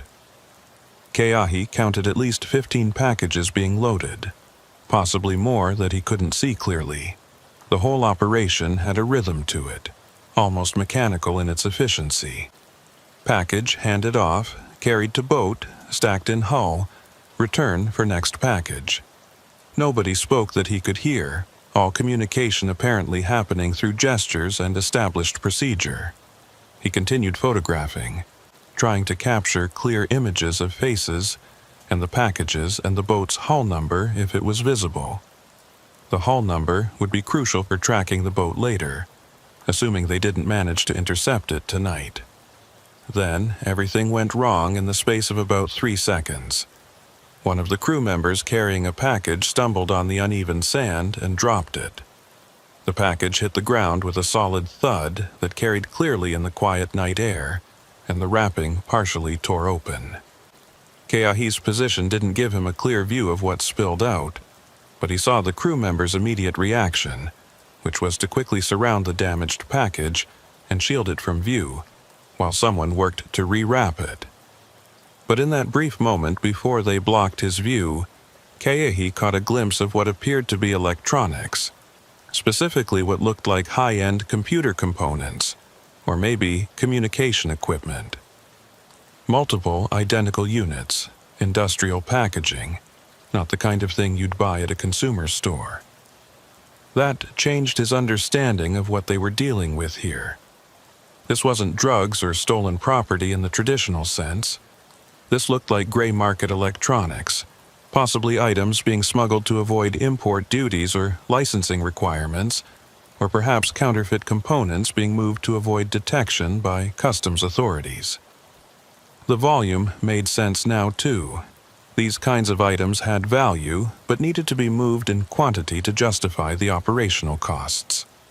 A single boatload of high-end counterfeit electronics could be worth tens or even hundreds of thousands of dollars on the black market, especially if they were components that could be integrated into other products and sold as legitimate. While Keahi was processing this new information, the crew finished rewrapping the damaged package and resumed loading. They were moving even faster now, apparently spooked by the accident and wanting to complete the transfer as quickly as possible. The boat was nearly full, maybe 2 or 3 more packages to go, when Keahi's radio suddenly crackled with Sergeant Pono Kahananui's voice at a volume just slightly too loud for the earpiece setting. The voice was barely audible to Keahi, but in the dead quiet of the beach it might as well have been a shout. Every person in the smuggling crew froze simultaneously, heads turning to scan the area around them. For one long moment, nobody moved. Then the person who'd been acting as lookout earlier pointed directly at Keahi's position and shouted something Keahi couldn't make out. Immediately, the crew abandoned the remaining packages and scattered. 2 people sprinted for the pickup trucks, engines starting almost instantly. Another person jumped into the boat and yanked the outboard motor's starter cord. The remaining crew members were running in different directions, some heading for the vehicles and others running south along the beach on foot. It was chaos, the kind of panicked flight that came from knowing you were caught, and your only option was to get away as fast as possible. Keahi made a split-second decision. He couldn't stop all of them, but he could try to block the vehicles from leaving. He sprinted toward the access road, hoping to reach his patrol car and move it to block the exit before the trucks could make it up the steep slope. Behind him, he heard Sergeant Pono Kahananui's vehicle roaring to life and saw headlights blaze to life from the south, Pono moving in to cut off that escape route. But the northern truck was already moving, tires spinning in the loose sand as it accelerated toward the access road where Keahi had entered. Keahi reached the highway just seconds before the first truck came barreling up the access road. He managed to get his patrol vehicle started and was pulling forward to block the road when the truck emerged onto the pavement.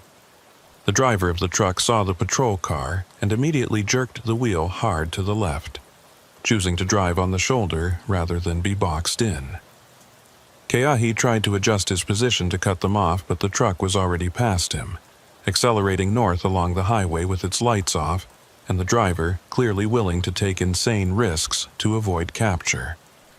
Keahi activated his lights and siren and took off in pursuit, radioing to dispatcher Nalani Maho that he was in active pursuit of a suspect vehicle heading north on the coast highway. Nalani acknowledged and began coordinating additional units, but Keahi knew the nearest backup was at least 10 minutes away. He was on his own for now, chasing a vehicle driven by someone desperate enough to flee at high speed on a dark highway with no lights. The speedometer in his patrol car climbed past 70 miles per hour, then 80, and the truck ahead showed no signs of slowing down. This wasn't just someone trying to get away. This was someone who would rather risk dying in a crash than face arrest. The highway along this stretch of coast had been built decades ago and hadn't been significantly upgraded since. It was narrow, with no shoulder in many places, and featured sharp curves that were dangerous even at normal speeds. At 80+ miles per hour in the dark, those curves became potentially fatal. Keahi stayed with the pursuit but maintained enough distance that he could react if the truck lost control. Department policy was clear. The danger of a high-speed pursuit had to be weighed against the severity of the crime being investigated. But this wasn't just a traffic violation or petty theft. This was organized smuggling with potential ties to a homicide, which justified continuing the pursuit at least until backup arrived or the situation became so dangerous that termination was the only reasonable option. The truck's brake lights flashed red as it entered a particularly sharp curve, the vehicle leaning hard to the right as the driver fought to maintain control. Keahi slowed slightly, giving himself more reaction time, and watched as the truck barely made the turn and then accelerated again on the straightaway beyond. They were approaching the area where the highway climbed inland slightly, gaining elevation before descending again toward sea level. The terrain here was even more rugged, with steep drop-offs on the ocean side that would be absolutely unforgiving if a vehicle went over the edge. Then Keahi saw something that made his blood run cold. Another vehicle was approaching from the north, headlights visible in the distance. Probably some unlucky civilian who'd been working a night shift and was heading home along what should have been a quiet highway. The truck ahead wasn't slowing down, wasn't moving to the right to give the oncoming vehicle room to pass. If anything, the truck was accelerating, playing a deadly game of chicken with an innocent person who had no idea what they were about to encounter. Keahi immediately got on the radio and tried to warn the approaching vehicle, but there was no way to communicate with them directly. All he could do was watch in horror as the two vehicles raced toward each other. At the last possible second, the oncoming vehicle swerved hard to the right, the driver clearly realizing something was wrong. The truck flashed past on the wrong side of the road, missing a head-on collision by what couldn't have been more than a few feet. Keahi glimpsed the civilian driver's face as he passed, frozen in shock and terror, but there was no time to stop and check if they were okay. The pursuit was continuing, and now Keahi was absolutely certain that this driver was willing to kill innocent people to avoid capture. That changed the calculation. This couldn't be allowed to continue on a public highway where other civilians might be endangered. Keahi radioed his decision to dispatcher Nalani Maho. He was going to attempt a precision immobilization technique, commonly known as a pit maneuver, at the next safe location. Nalani acknowledged, but her voice carried a note of concern. PIT maneuvers were dangerous under the best circumstances, and attempting one at high speed on a dark highway was borderline reckless. But letting this pursuit continue until someone died was worse, and Keahi had been trained in the technique and had executed it successfully twice before in lower speed situations. He could do this. He had to do this.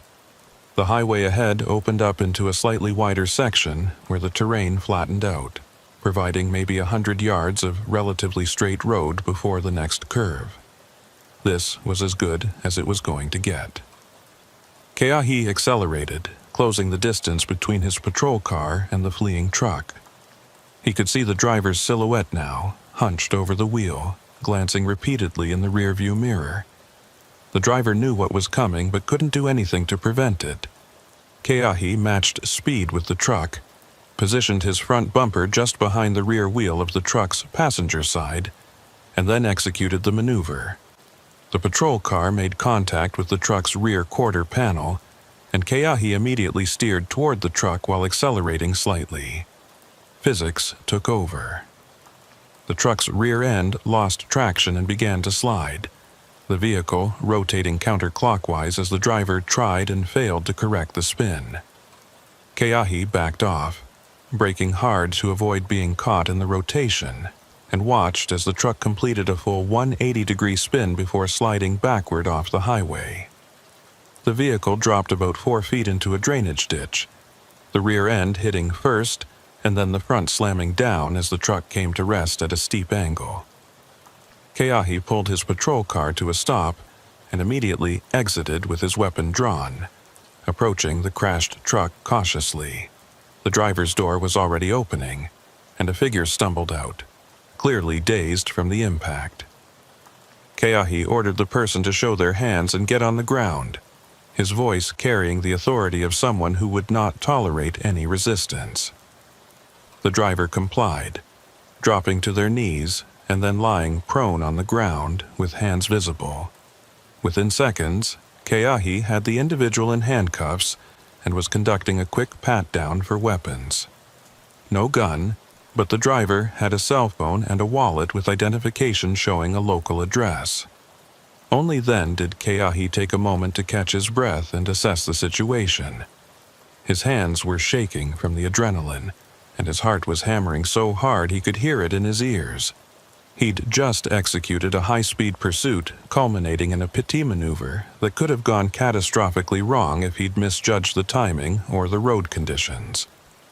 But it had worked, and now he had one member of the smuggling crew in custody, which meant they had someone they could pressure for information about the rest of the operation. He radioed dispatcher Nalani Maho with an update. Pursuit terminated, suspect in custody, vehicle disabled, but driver appeared uninjured. Nalani acknowledged and confirmed that Sergeant Pono Kahananui was reporting the situation at the beach was also under control. One additional suspect had been apprehended trying to flee in the second truck, and the boat had been intercepted by Harbor Warden Kapina Kiwi's patrol vessel about a mile offshore. The remaining suspects who'd fled on foot were still at large, but with 3 people in custody and both the vehicles and the boat secured, this operation had been effectively shut down. As backup units began arriving and taking over the scene of Keahi's pursuit, he sat in his patrol car and tried to process everything that had just happened. They'd successfully interdicted an active smuggling operation, arrested multiple suspects, and seized both vehicles and cargo. This was a significant victory, the kind of case that would make for good press coverage and would likely result in commendations for everyone involved. But Keahi couldn't shake the feeling that something was still off about all of this. The operation had been too easy to disrupt once they'd figured out the timing and location. These people had been running successful smuggling operations for months, maybe longer, and they'd managed to avoid detection until now. Why had they suddenly become careless enough to get caught? The more he thought about it, the more Keahi suspected they were only seeing part of the picture. The boat, the vehicles, the crew on the beach, all of that was the visible operation, the tactical execution. But someone had to be coordinating from a higher level, someone who was arranging the cargo shipments, managing the finances, and making strategic decisions about when and where operations would occur. That person or persons weren't on the beach tonight. They were somewhere safe, watching from a distance, and they were probably already planning how to rebuild the operation now that this particular cell had been compromised. Sergeant Pono Kahananui pulled up in his patrol vehicle, parking behind Keahi's car and walking over with an expression that mixed satisfaction with concern. He'd been thinking along the same lines as Keahi, questioning whether tonight's success was actually a victory or just the disruption of one piece of a much larger enterprise.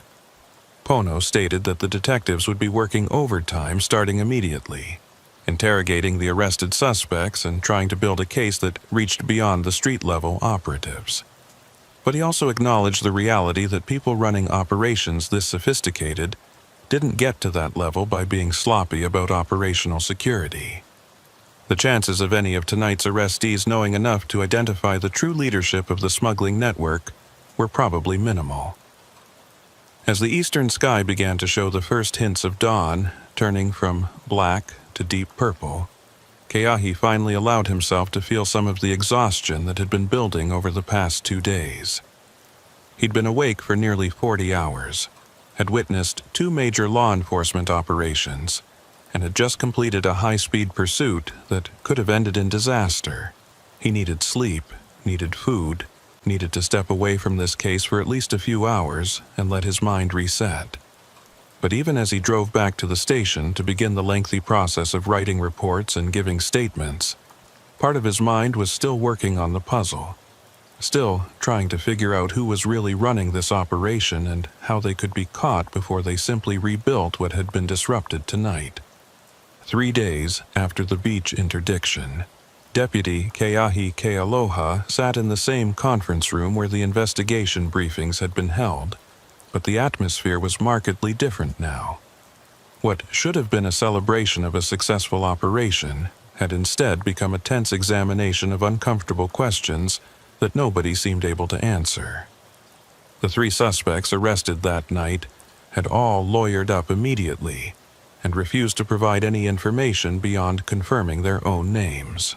The cargo recovered from the beach turned out to be exactly what Keahi had suspected: counterfeit, high-end computer components, specifically server processors and memory modules with forged authentication markings that made them appear to be legitimate products from major manufacturers.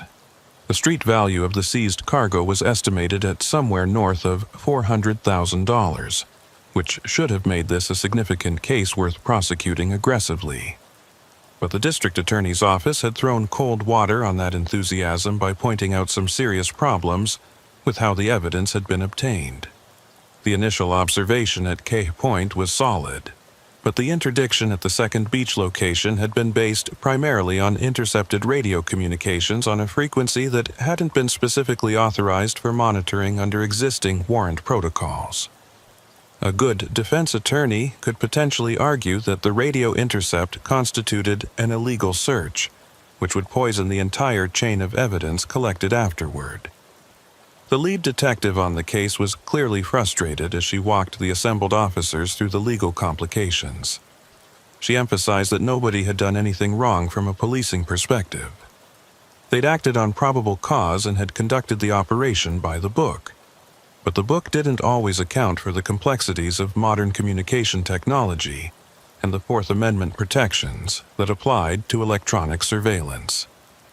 The DA was still reviewing whether they could prosecute the case successfully, but the preliminary assessment was that they might end up having to let some or all of the arrested suspects walk on technicalities unless additional evidence could be developed independently of the radio intercept. Sergeant Pono Kahananui raised the obvious question. What about the homicide from the beach? That investigation didn't rely on any radio intercepts, just old-fashioned detective work connecting the victim to the smuggling operation. Couldn't they use that case as leverage to pressure the arrested suspects into cooperating? The detective shook her head and explained that the connection between the homicide and the arrested suspects was circumstantial at best. None of the 3 people in custody had any forensic connection to the murder scene. Their alibis for the time of death were shaky, but not provably false. And without cooperation from one of them, there was no way to establish who had actually pulled the trigger. Harbor Warden Kapena Kiu spoke up from his position near the back of the room, stating that his end of the investigation had hit similar walls. The boat intercepted offshore had turned out to be registered to yet another dissolved corporation, this one based in California, with ownership records so convoluted that tracking down who actually controlled the vessel would require months of legal work and probably interstate cooperation that the department simply didn't have resources for. The boat itself was being held as evidence, but unless they could tie it conclusively to the smuggling operation through forensics or witness testimony, it would eventually have to be released back to whoever could prove ownership. What really troubled Kapina, though, was something he discovered while reviewing the radar data for the night surrounding the interdiction. The large, unidentified vessel that had been consistently appearing at the offshore rendezvous point hadn't shown up on the night of the operation.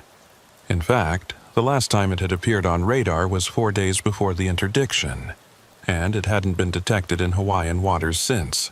That suggested someone had tipped off the operation's leadership before the beach transfer even began, giving them time to abort the offshore component while leaving the shore crew to take the fall. The only question was how they'd been warned. The detective asked if there was any evidence of compromised communications or leaked operational information.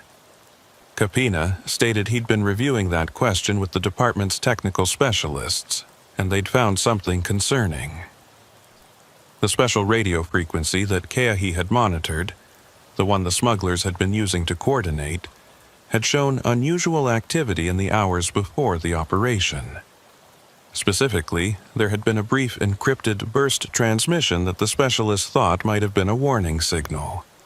The encryption wasn't sophisticated by military standards, but it was enough to prevent casual interception from revealing content, and the timing suggested it might have been a message warning that law enforcement was monitoring the frequency. Kauai felt his stomach tighten as he processed the implications. If someone had known that frequency was being monitored before the operation began, that meant either the smugglers had detected the monitoring somehow, or more troubling, someone with knowledge of the investigation had warned them. The detective seemed to read his thoughts and quickly stated that Internal Affairs had been notified and was conducting a quiet review of everyone who'd had access to operational information about the case. She emphasized that this was standard procedure for any investigation where information security might have been compromised, and nobody in the room should take it as an accusation. But the message was clear. Trust nobody, and be careful what you say and to whom you say it. The briefing concluded with assignments for follow-up work that everyone knew was probably futile. Interview the suspects again, review financial records, coordinate with federal partners who might have jurisdiction over the counterfeit electronics angle. All necessary steps, but unlikely to produce the breakthrough needed to salvage prosecutions against people who clearly knew how to exploit the system's weaknesses. As officers filed out of the conference room, Kauai noticed that people were making less eye contact than usual, everyone suddenly aware that there might be someone among them who couldn't be trusted. Kauai spent the rest of his shift on routine patrol, trying to focus on normal police work and not obsess over the smuggling case. But his mind kept returning to the pattern of events, looking for the detail he might have missed that would explain how the operation's leadership had known to abort the offshore rendezvous.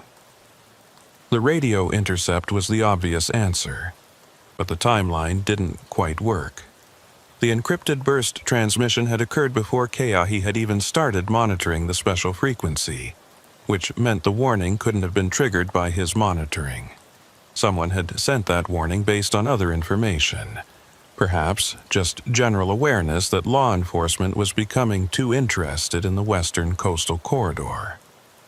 Late in his shift, around 2 a.m., Kauai found himself driving past the location where they'd interdicted the beach operation. The site had been processed by evidence technicians and released, and now it looked like any other isolated stretch of rocky beach.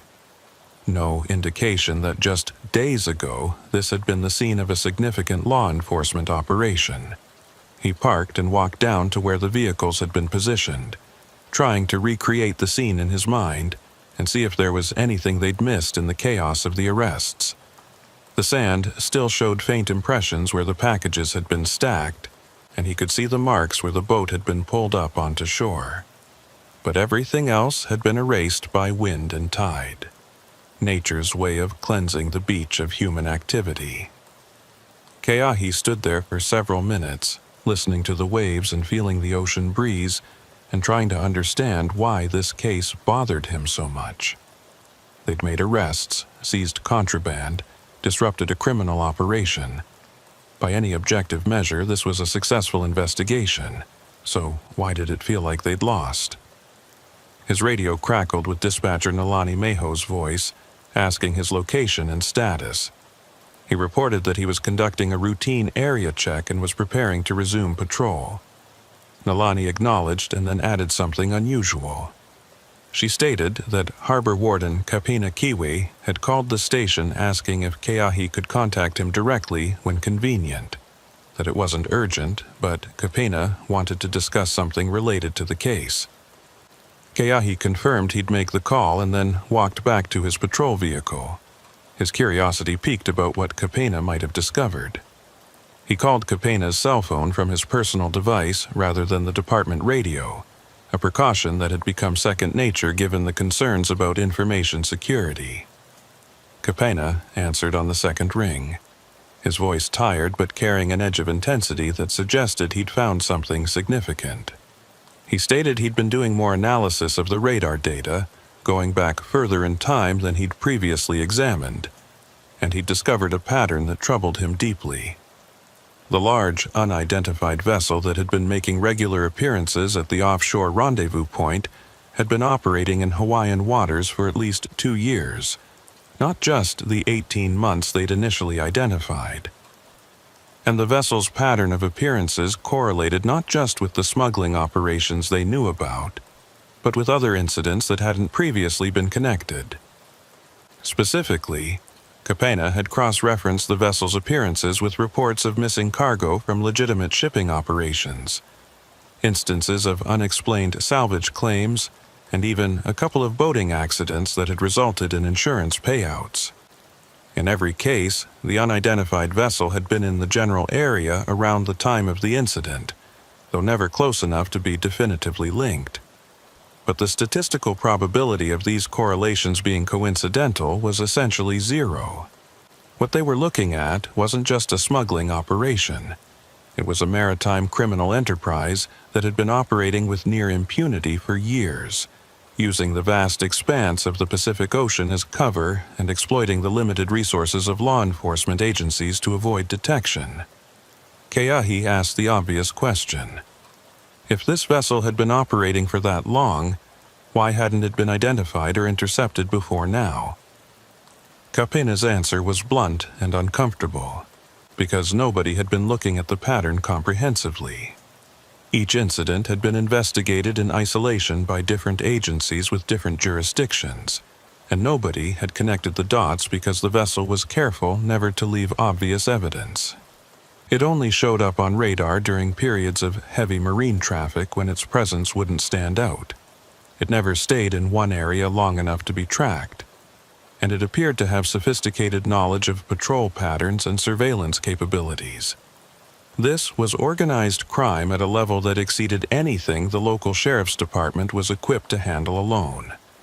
But here was the part that really concerned Kapina, and why he'd wanted to speak with Keahi directly rather than discuss it in the conference room. Some of the incidents that correlated with the vessel's appearances had occurred at times when law enforcement had been conducting specific operations or investigations in other areas, drawing resources away from marine patrol. The timing was too consistent to be random. Someone had been feeding information to the vessel's operators, telling them when it was safe to operate and when they needed to stay away, and that someone had access to law enforcement operational planning at a level that suggested they were either inside the department or had a source who was. Keahi felt a chill that had nothing to do with the ocean breeze. What Kapena was describing went beyond a compromised investigation. This was systematic corruption, someone actively protecting a criminal enterprise over an extended period. He asked if Kapina had shared this analysis with the lead detective or with internal affairs. Kapina stated he'd been trying to decide the best way to report it without triggering a response that would alert whoever the leak was. If the wrong people found out what he'd discovered, evidence could disappear. Witnesses could be intimidated, and the entire case could collapse even faster than it already was. They talked for another 10 minutes, Kapena walking through the specific correlations he'd identified, and Keahi asking questions about the methodology and confidence level of the analysis. By the end of the conversation, Keahi was convinced that Kapena was onto something real and dangerous. The question was what to do with the information. Going through normal channels risked alerting the person or persons who were compromised. But going outside normal channels could undermine the integrity of the investigation and make any eventual prosecutions vulnerable to defense challenges about chain of evidence and proper procedure. Keahi made a decision. He told Kapena to document everything he'd found, make multiple copies, and store them in secure locations that weren't connected to the department's systems. Then, they'd approach the district attorney directly, bypassing the detective squad and internal affairs entirely, and lay out what they'd discovered. The DA had independent authority to investigate and prosecute, and if there was corruption in the department, the DA's office was the appropriate entity to handle it. Kapena agreed with the approach and stated he'd have the documentation ready within 48 hours. They agreed to meet at a neutral location, not the station, and not anywhere they typically conducted business, to hand off the materials and plan their next move. After ending the call, Keahi sat in his patrol vehicle and watched the sky beginning to lighten with the approaching dawn. He'd joined the sheriff's department because he believed in the mission of protecting his community and upholding the law. The idea that someone in the department might be actively undermining that mission for personal gain was almost physically painful to contemplate. But if it was true, and the evidence Kapena had compiled certainly suggested it was, then exposing it was exactly the kind of duty he'd sworn to perform when he'd taken his oath of office. The final hours of his shift passed in a blur of routine calls and paperwork. He responded to a disabled vehicle, conducted a traffic stop for a broken taillight, and assisted with a minor accident where nobody was injured, but the drivers couldn't agree on who was at fault. Normal police work, the kind of thing that filled 95% of any patrol officer's time. But his mind was elsewhere, thinking about patterns of corruption and criminal enterprises, and the thin line between the people who were supposed to enforce the law and the people who found ways to profit from breaking it. When his shift ended at 8 a.m., Keahi drove home but didn't go to sleep despite his exhaustion. Instead, he sat at his kitchen table with a notebook and began writing out everything he knew about the case from beginning to end. The initial observation at K Point, the homicide victim on the beach, the pattern of distress calls and radar contacts, the intercepted operation at the second beach, and now Kapena's discovery of correlations that suggested long-term criminal enterprise protected by inside information. Seeing it all laid out in chronological order made the scope of the problem even more apparent. They weren't dealing with a smuggling crew that got lucky for a while. They were dealing with an organization that had systematically infiltrated law enforcement oversight and was using that access to operate with impunity. 3 days later, Keahi and Harbor Warden Kapena Kiawi sat in a small office in the district attorney's building, presenting their findings to a senior prosecutor who specialized in corruption cases. The prosecutor listened carefully, asked pointed questions about evidence and methodology, and reviewed the documentation Kapena had prepared. After nearly 2 hours of discussion, the prosecutor leaned back in her chair and stated what Keahi had been dreading to hear. The evidence was compelling but circumstantial. Without direct proof of who was providing information to the criminal organization, and without cooperation from someone inside that organization willing to testify, building a prosecutable corruption case would be extremely difficult. However, the prosecutor continued, there were other approaches they could take. Federal authorities had jurisdiction over maritime smuggling and counterfeit goods trafficking, and they had investigative resources that far exceeded what the county could bring to bear. If the case could be referred to federal prosecution, it might be possible to leverage the broader tools available at that level, including wiretaps, financial surveillance, and witness protection programs that could encourage cooperation from lower-level participants.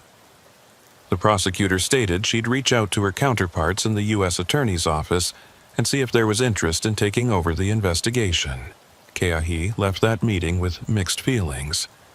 On one hand, involving federal authorities meant the case would be taken seriously and would have the resources needed for a thorough investigation. On the other hand, it also meant losing local control over the case and potentially seeing it disappear into a federal bureaucracy where outcomes might take years to materialize.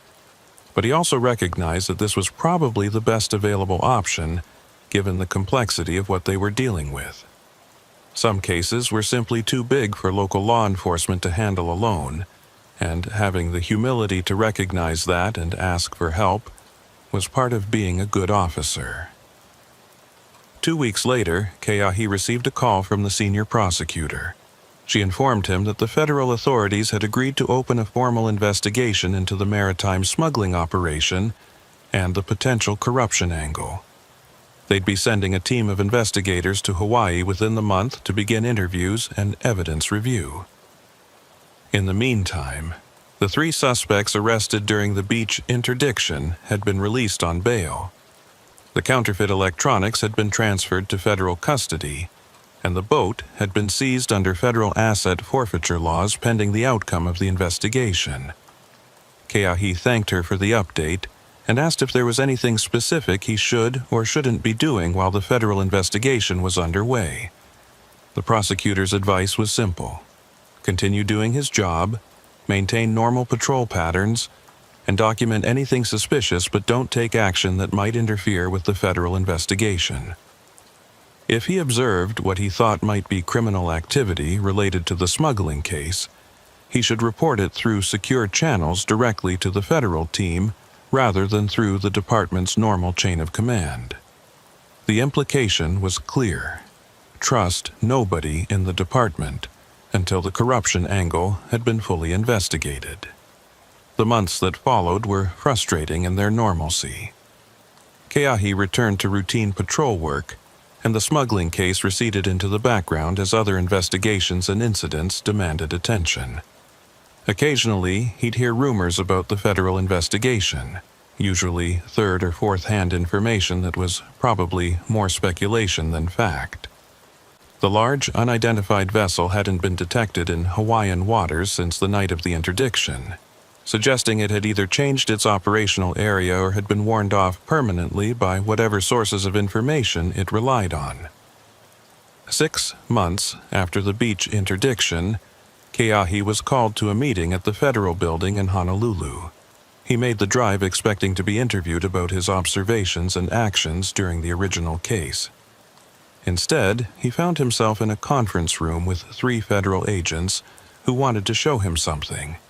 They pulled up a series of photographs on a large monitor, images of a commercial freighter being boarded by Coast Guard personnel in international waters about 800 miles west of Hawaii. The vessel matched the general description of the unidentified contact from the radar data, and a search of the vessel had revealed sophisticated communication equipment, falsified registration documents, and evidence of recent cargo operations. But the vessel itself was empty of contraband, and the crew consisted of licensed merchant mariners who all had plausible explanations for their presence on the vessel and their activities. Without catching them in the act of smuggling, and without cooperation from crew members, the federal agents explained, there wasn't enough evidence to make arrests stick. The vessel had been impounded pending further investigation, but unless additional evidence emerged, it would likely be released and the crew would walk away clean. The lead federal agent then showed Keahi one more photograph, this one taken from the vessel's communication logs, which had been only partially erased before the Coast Guard boarded. It showed a series of encrypted transmissions sent to and from a number that had been traced back to a cell phone registered to someone in the Hawaiian Sheriff's Department. Not someone currently employed, the agent clarified, but someone who had retired about 4 months ago, right around the time the federal investigation became public knowledge within law enforcement circles. That person was now being sought for questioning, but had apparently left Hawaii and their current whereabouts were unknown. Keahi asked if they knew who it was, if it was someone he would have worked with or known during his time investigating the case. The agent hesitated, then stated that it wouldn't be appropriate to share that information while the investigation was ongoing. But the look on the agent's face told Keahi everything he needed to know. It was someone he knew, possibly someone he'd trusted, and the betrayal was going to hurt when the name finally became public. The agent thanked Keahi for his work on the case and stated that while the investigation hadn't resulted in the arrests and prosecutions they'd hoped for, it had successfully disrupted a significant criminal operation and had exposed corruption that could now be addressed. As Keahi drove back to his district station, he found himself thinking about the nature of victory in law enforcement. Sometimes you got the dramatic arrests, the successful prosecutions, the public recognition for taking dangerous criminals off the streets. Other times, you did everything right, and still watched the case dissolve into technicalities, bureaucratic complications, and compromises that left nobody satisfied. The smuggling operation had been disrupted, but not destroyed. The corruption had been exposed, but the corrupt individual had escaped before facing consequences. The cargo had been seized, but the people organizing and profiting from the enterprise had remained free. But the beaches where those operations had occurred were quiet now. The pattern of suspicious distress calls and radar contacts had stopped. Whatever criminal enterprise had been operating in the waters off Oahu had either shut down or moved to a different area where they'd eventually attract the attention of different law enforcement agencies and go through this entire cycle again.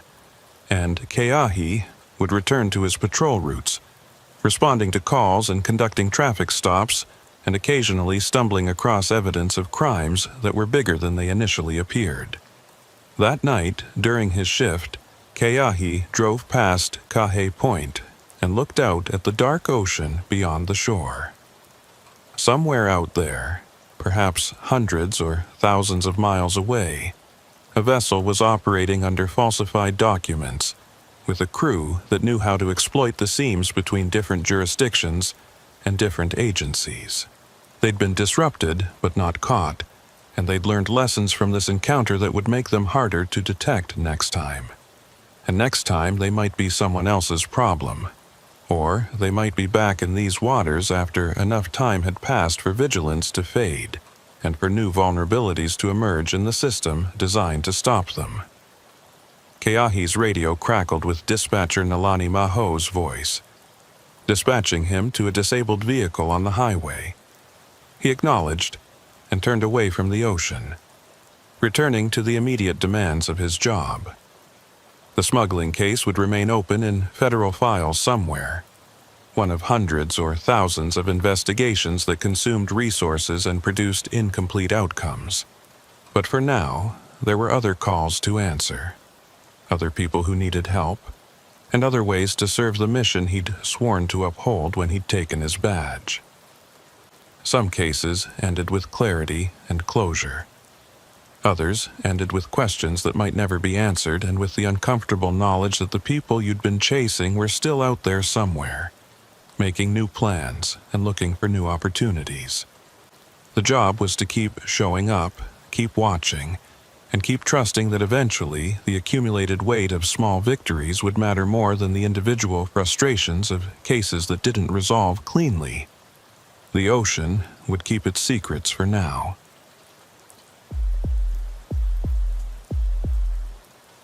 The volcanic fog came down thick that afternoon, the kind of weather that made the saddle road between Hilo and Kona feel like driving through a cloud that had decided to settle on the ground and stay there. Deputy Kaimana Kahili had worked this stretch of the Big Island for 3 years now, long enough to know that when the fog rolled in off Kilauea and mixed with the rain clouds that built up over Mauna Kea, visibility could drop to almost nothing in minutes. He was driving slowly, flashers on, when the call came through from his lieutenant. There was an abandoned vehicle reported about 8 miles ahead, sitting on the shoulder near mile marker 43, and could he check it out when he reached that location? Kaimana acknowledged the call and continued driving, his headlights barely penetrating the gray soup that surrounded his patrol vehicle.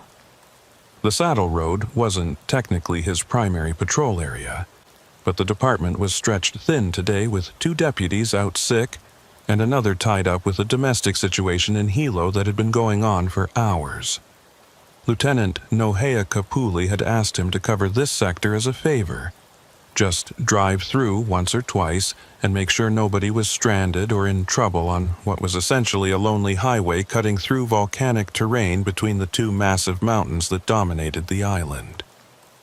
Most days it was an easy assignment, maybe help a tourist with a flat tire, or check on someone pulled over to take photos of the landscape. But something about today felt different, and Kaimana couldn't quite put his finger on why. He found the abandoned vehicle exactly where dispatch had said it would be.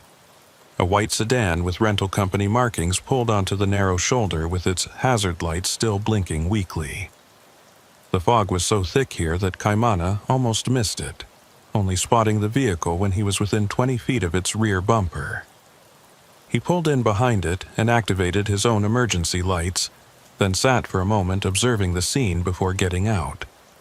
The sedan appeared empty from what he could see, windows slightly fogged from the interior but no visible occupants.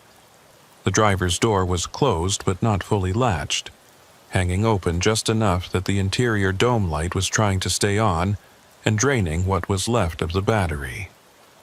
Kaimana radioed his position to dispatch and confirmed he was investigating the abandoned vehicle. Then he stepped out into the cold dampness of the volcanic fog, immediately feeling the chill through his uniform shirt despite the fact that it was technically summer. The temperature at this elevation was always 15 or 20 degrees cooler than down on the coast, and the moisture in the air made it feel even colder. He approached the sedan carefully, one hand resting on his service weapon out of habit, though nothing about the scene suggested immediate danger. Just an empty rental car on a foggy road, probably some tourist who'd gotten spooked by the weather and called for a ride rather than continuing to drive in these conditions. But when he looked inside the vehicle, things started feeling wrong. The keys were still in the ignition, turned to the off position but not removed. A woman's purse sat on the passenger seat, wallet visible inside, and what looked like a passport or similar document tucked into the side pocket. The rental agreement was in the center console, made out to someone named Sarah with a Honolulu address, and on the back seat was a small roller suitcase, unzipped, and with clothing visible inside like someone had been searching through it. None of that made sense for someone who'd simply abandoned their vehicle because of bad weather. People didn't leave their identification and money behind unless something had forced them to leave in a hurry. Kaimana opened the driver's door fully and checked the registration and rental paperwork more carefully. The vehicle had been rented 3 days ago from the Kona airport, due back tomorrow. The contract showed the renter as a mainland tourist, and the emergency contact number listed a California area code. He photographed the documents with his phone and then began searching the immediate area around the vehicle, looking for any sign of where the driver might have gone or what might have caused them to abandon the car so abruptly. The shoulder here was barely wide enough for a vehicle, with rough volcanic rock dropping away steeply on the ocean side and rising up toward the mountain on the other side. After circling the vehicle twice and finding nothing obvious, Kaimana returned to his patrol car and radioed a more detailed report to dispatch. He described the abandoned rental, the personal belongings left inside, and his assessment that this didn't appear to be a simple breakdown or weather-related abandonment. Dispatch acknowledged and stated they'd try calling the emergency contact number from the rental agreement to see if they could reach the vehicle's renter or someone who knew their plans. In the meantime, dispatch asked if Kaimana wanted them to contact Park Ranger Mahina Mahalona, who worked the Mauna Kea access roads and might have seen something relevant while doing her rounds earlier in the day. Kaimana confirmed that would be helpful, then made a decision to wait with the vehicle rather than continuing his patrol. Something about this situation was triggering his instincts, the same feeling he got when a routine call was about to turn into something more serious. He'd learned to trust that feeling over his years on the job, and right now it was telling him that whoever had been driving this rental car hadn't left voluntarily and might be in trouble somewhere nearby. The fog was actually getting thicker, reducing visibility to maybe 50 feet in any direction, which meant if someone was injured or lost in this area, finding them was going to be extremely difficult. About 10 minutes later, Park Ranger Mahina Mahalona pulled up in her distinctive green National Park Service vehicle, emerging from the fog like a ghost materializing out of the mist. Mahina was a veteran ranger who'd worked the Big Island for over a decade, and she knew the terrain around both Mauna Kea and Mauna Loa better than almost anyone. She walked over to Kaimana's patrol car, and he filled her in on what he'd found. Mahina listened carefully, then walked over to examine the rental car herself, taking her time to look at details that Kaimana had already documented. When she came back, her expression was troubled. She stated that she'd driven this section of road about 3 hours ago during her regular patrol, and she was almost certain this vehicle hadn't been here at that time. She'd been specifically watching the shoulders because of the fog conditions, making sure nobody was stranded or in distress, and she would have noticed a white sedan with its flashers on. That meant the vehicle had been abandoned within the last 3 hours, which narrowed the timeline significantly. More importantly, Mahina added, there was something odd about where the vehicle was positioned. The shoulder here wasn't a natural place to pull over because it was too narrow, and the drop-off was too steep. If someone had engine trouble or needed to stop for weather, there were better spots within a quarter-mile in either direction where pulling over would be safer. Kaimana asked what she thought that meant. Mahina hesitated, then said that in her experience, when vehicles ended up in awkward locations like this, it usually meant the driver had been forced to stop suddenly rather than choosing to pull over. Either a mechanical failure that didn't give them time to reach a better spot, or something else that had happened quickly and unexpectedly. She suggested they expand their search of the immediate area, particularly checking whether there were any signs of someone having climbed up or down the rocky terrain on either side of the road. In fog this thick, it would be easy for someone to become disoriented and wander away from the road, especially if they were already upset or panicked about whatever had caused them to stop. They split up, with Mahina checking the uphill side and Kaimana taking the downhill side toward the ocean. The volcanic rock here was rough and unstable, the kind of terrain that could twist an ankle or cause a serious fall if you weren't careful about where you stepped. Kaimana moved slowly, calling out occasionally in case someone was within earshot but unable to respond loudly. The fog swallowed his voice almost immediately, making it feel like he was shouting into a void that absorbed sound and gave nothing back. After about 20 minutes of careful searching, he'd covered maybe 100 yards along the shoulder and found nothing but rock and scrub vegetation. He was about to radio Mahina and suggest they expand the search pattern when his phone rang. It was Lieutenant Nohea Kapule, calling rather than using the radio, which usually meant she wanted to discuss something that shouldn't be broadcast where anyone with a scanner could hear it. Kaimana answered and the lieutenant got straight to the point. Dispatch had managed to reach the emergency contact number from the rental agreement, and they'd spoken with the renter's sister on the mainland. According to the sister, the renter was a woman named Sarah who'd come to Hawaii specifically for medical treatment, something experimental that apparently wasn't available or approved on the mainland. The sister was frantic, stating that Sarah had a serious medical condition and needed regular medication, and if she'd been away from her medication for more than a few hours, she could be in real danger. Kaimana felt his chest tighten. This had just escalated from a suspicious abandoned vehicle to a potential medical emergency involving someone who might be critically ill and lost in terrain where finding them would be difficult, even in good conditions. He asked Lieutenant Kapule if the sister knew what kind of medical condition they were dealing with. The lieutenant stated the sister had been vague about specifics, which she'd found odd, but had emphasized that time was critical, and that Sarah absolutely needed to be found as quickly as possible. The lieutenant was coordinating with the fire department to get a search and rescue team mobilized, but given the weather and terrain, it would take at least an hour to get personnel and equipment in position. After ending the call, Kaimana walked back to where Park Ranger Mahina Mahalona was still searching the uphill side of the road.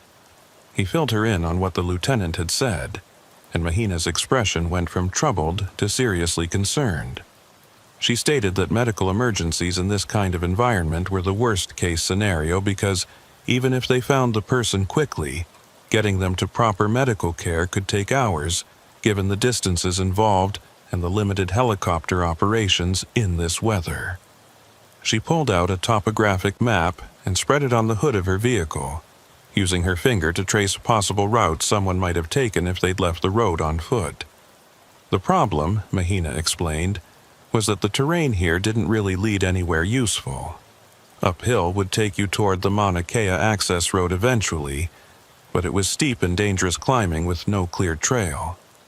Downhill toward the ocean was even worse.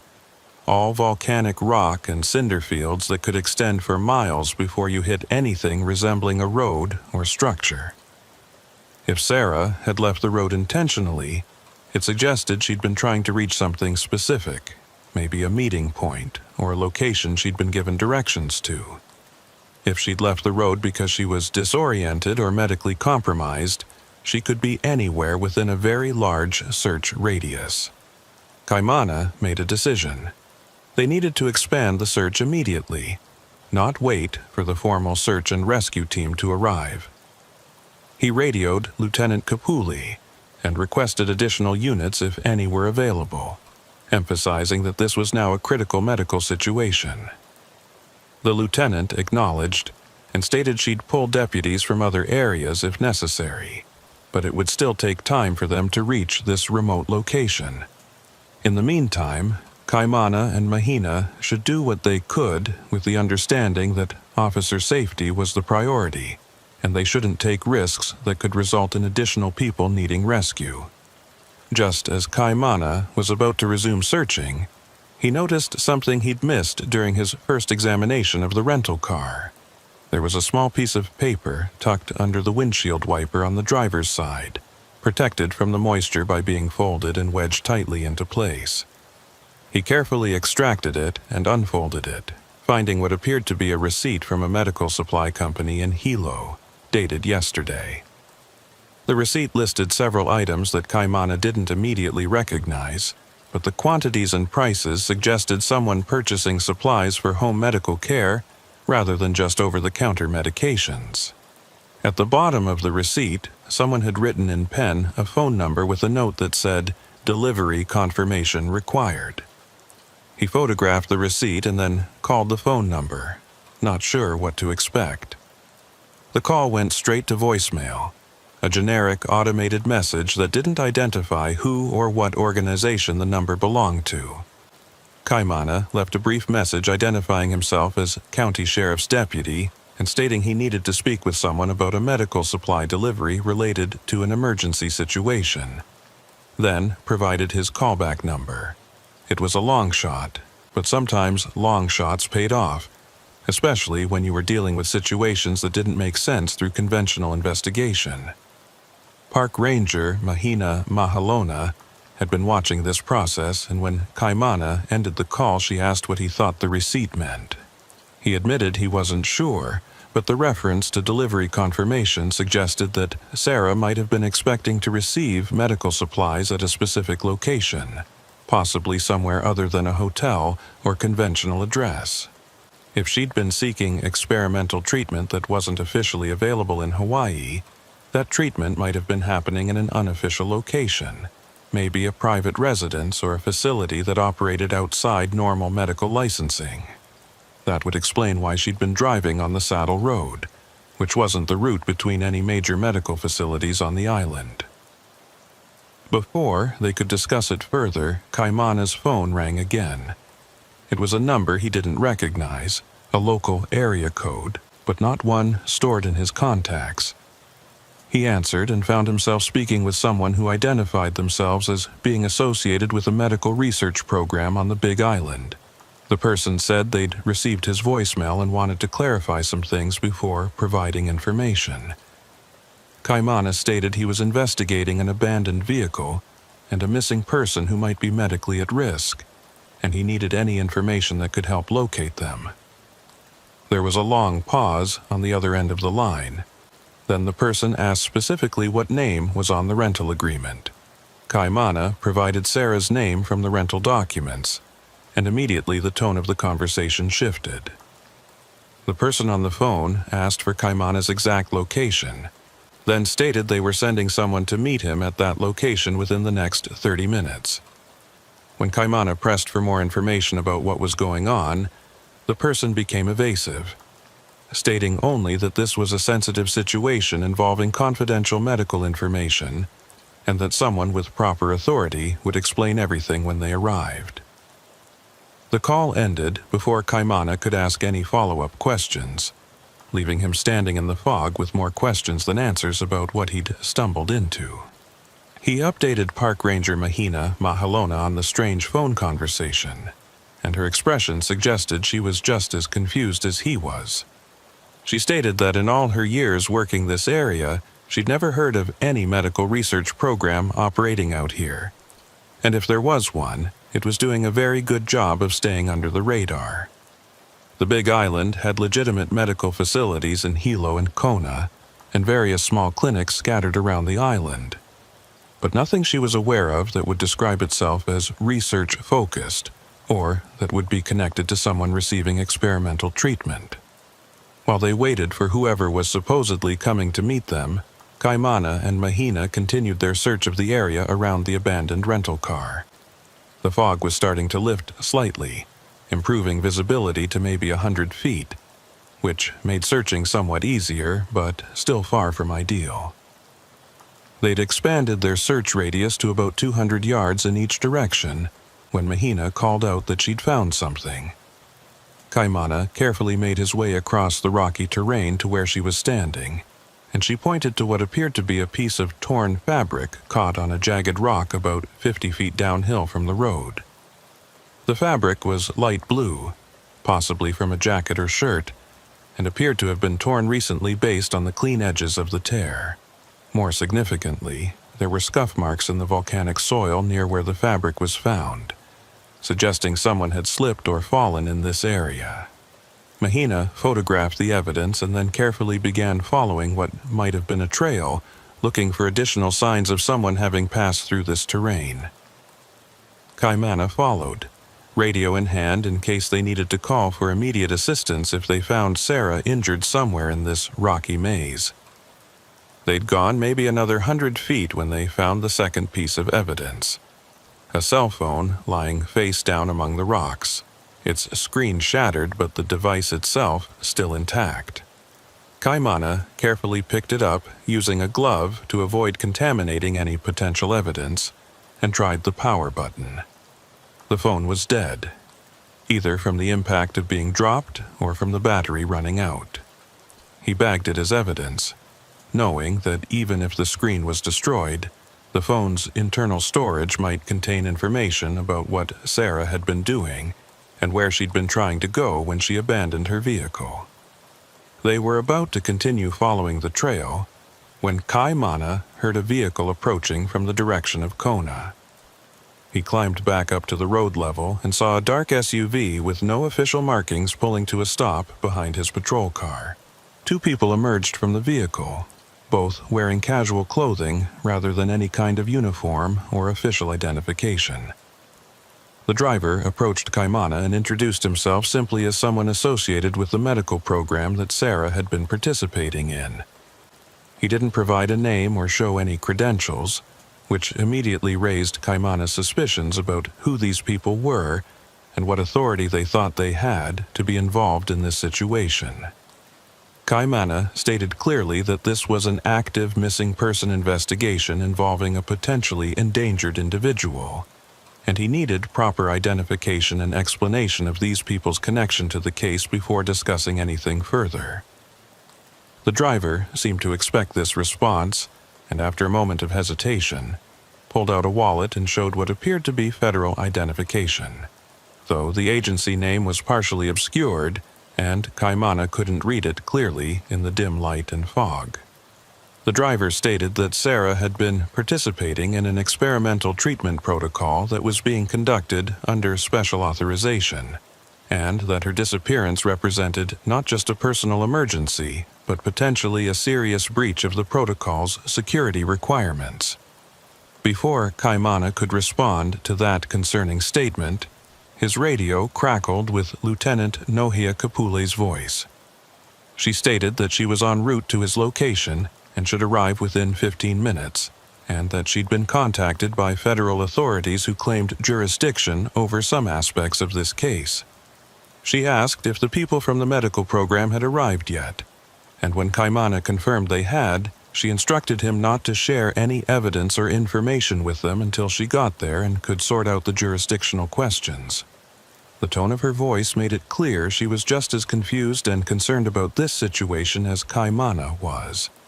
The person with the federal identification seemed to expect this as well, and stated he was willing to wait for the lieutenant to arrive before discussing details. But he also emphasized that time was critical, and that if Sarah had been away from her treatment protocol for more than a few hours, there could be serious consequences that went beyond just her personal medical situation. He wouldn't elaborate on what those consequences might be, which only deepened the sense that this case involved something significantly more complicated than a tourist with a medical condition getting lost in the fog. Park Ranger Mahina Mahalona had climbed back up to the road and was observing this interaction with obvious skepticism. She quietly asked Kaimana if he wanted her to continue searching while they waited for the lieutenant, or if she should stay here in case the situation required an additional official presence. Kaimana thought about it and decided that finding Sarah was still the priority regardless of whatever jurisdictional complications were emerging. So he asked Mahina to continue following the trail they'd found while he dealt with the federal people and waited for Lieutenant Kapule to arrive. As Mahina headed back down into the rocky terrain, Kaimana positioned himself between his patrol car and the federal SUV, making it clear through his body language that he was maintaining control of this scene until his supervisor arrived and decided otherwise. The two federal people seemed content to wait, though they kept glancing at their watches and occasionally speaking quietly to each other in tones too low for Kaimana to hear. Whatever was going on here, it was clear these people knew more than they were saying, and their priority seemed to be protecting some kind of official secret, rather than helping find a missing person who might be in medical danger. The wait felt longer than 15 minutes, but eventually Lieutenant Nohea Kapule's vehicle emerged from the fog, pulling in behind the growing line of parked cars on the narrow shoulder. The lieutenant was a 20-year veteran of the department, someone who'd worked her way up through the ranks and who had a reputation for not tolerating bureaucratic games when public safety was at stake. She approached the scene with her badge clearly visible and immediately asked the federal people to show their credentials and explain their presence at what was currently a county sheriff's investigation. The driver produced his identification again, this time allowing the lieutenant to examine it more closely. Whatever she saw apparently satisfied her that these were legitimate federal agents of some kind, because her posture relaxed slightly, though her expression remained skeptical. She asked directly what federal interest there was in a missing tourist with a medical condition, and why federal agents were showing up at a remote location on the Big Island faster than they could possibly have responded from Honolulu unless they'd already been nearby and monitoring the situation. The federal agent who'd shown his credentials to Lieutenant Nohea Kapule seemed to make a calculation about how much he could safely reveal. He stated that Sarah had been participating in a clinical trial for an experimental treatment that was being conducted under a special authorization framework that allowed certain procedures to be performed outside the normal FDA approval process. The treatment involved regular injections and monitoring, and the trial protocol required participants to maintain strict schedules for receiving their doses. Sarah had missed her scheduled appointment that morning, which had triggered concern from the medical team, and when they'd been unable to reach her by phone, they'd started trying to locate her through other means. Lieutenant Kapule asked why a missed medical appointment would bring federal agents to a remote highway rather than simply contacting local hospitals or law enforcement through normal channels. The agent hesitated again, then stated that the nature of the treatment created certain obligations regarding participant safety and protocol security. He couldn't elaborate further without violating confidentiality agreements, but he emphasized that finding Sarah quickly was absolutely critical, and that the county sheriff's department should consider this a matter requiring immediate search and rescue resources at the highest priority level. Deputy Kaimana Kahele had been listening to this exchange while keeping one eye on the terrain where Park Ranger Mahina Mahalona had gone to continue tracking the trail. Something about the agent's explanation didn't sit right with him. Clinical trials happened all the time, and while they involved paperwork and protocols, they didn't usually bring federal agents scrambling to remote locations when a participant went missing. The level of urgency these people were displaying suggested they weren't just worried about Sarah's medical condition. They were worried about something else, something they weren't willing to explain to local law enforcement. Before Lieutenant Kapule could press the issue further, Mahina's voice came over Kaimana's radio. She stated she'd followed the trail for approximately a quarter mile through increasingly rough terrain, and she'd found what appeared to be a small shelter or structure built into a natural depression in the volcanic rock. The structure was partially concealed by the terrain and wouldn't be visible from the road or from the air, and it appeared to have been deliberately camouflaged with materials that blended into the surrounding environment. She was approaching it now, but wanted backup before investigating further, as she had no idea if anyone was inside or what the situation might be. Kaimana immediately relayed this information to Lieutenant Kapule, and the lieutenant made a quick decision. She directed Kaimana to join Mahina at the structure's location and assess the situation, while she remained with the federal agents to prevent them from interfering with the investigation until they had a better understanding of what was happening. The federal agents immediately protested, stating they needed to be present if Sarah was found because of the medical protocols involved, but the lieutenant shut that down firmly. This was a county investigation on county land, and federal personnel would remain where they were until she decided otherwise. Kaimana grabbed his emergency medical kit from his patrol vehicle and began carefully making his way down the slope, following the path that Mahina had marked with small rock cairns to make it easier to retrace. The terrain was treacherous, all loose volcanic rock and hidden crevices that could twist an ankle or worse if you weren't careful where you stepped. The fog was continuing to lift but was being replaced by a light rain, the kind of persistent drizzle that made everything slippery and reduced visibility almost as effectively as the fog had. It took him almost 10 minutes to cover the quarter mile to where Mahina was waiting. The structure she'd found was exactly as she'd described, a small shelter built into a natural bowl in the volcanic rock, with walls constructed from local materials and a roof made from what appeared to be industrial tarps covered with rocks and vegetation for camouflage. It looked like the kind of thing someone might build for temporary shelter, except that the construction quality suggested it had been here for a while and had been maintained.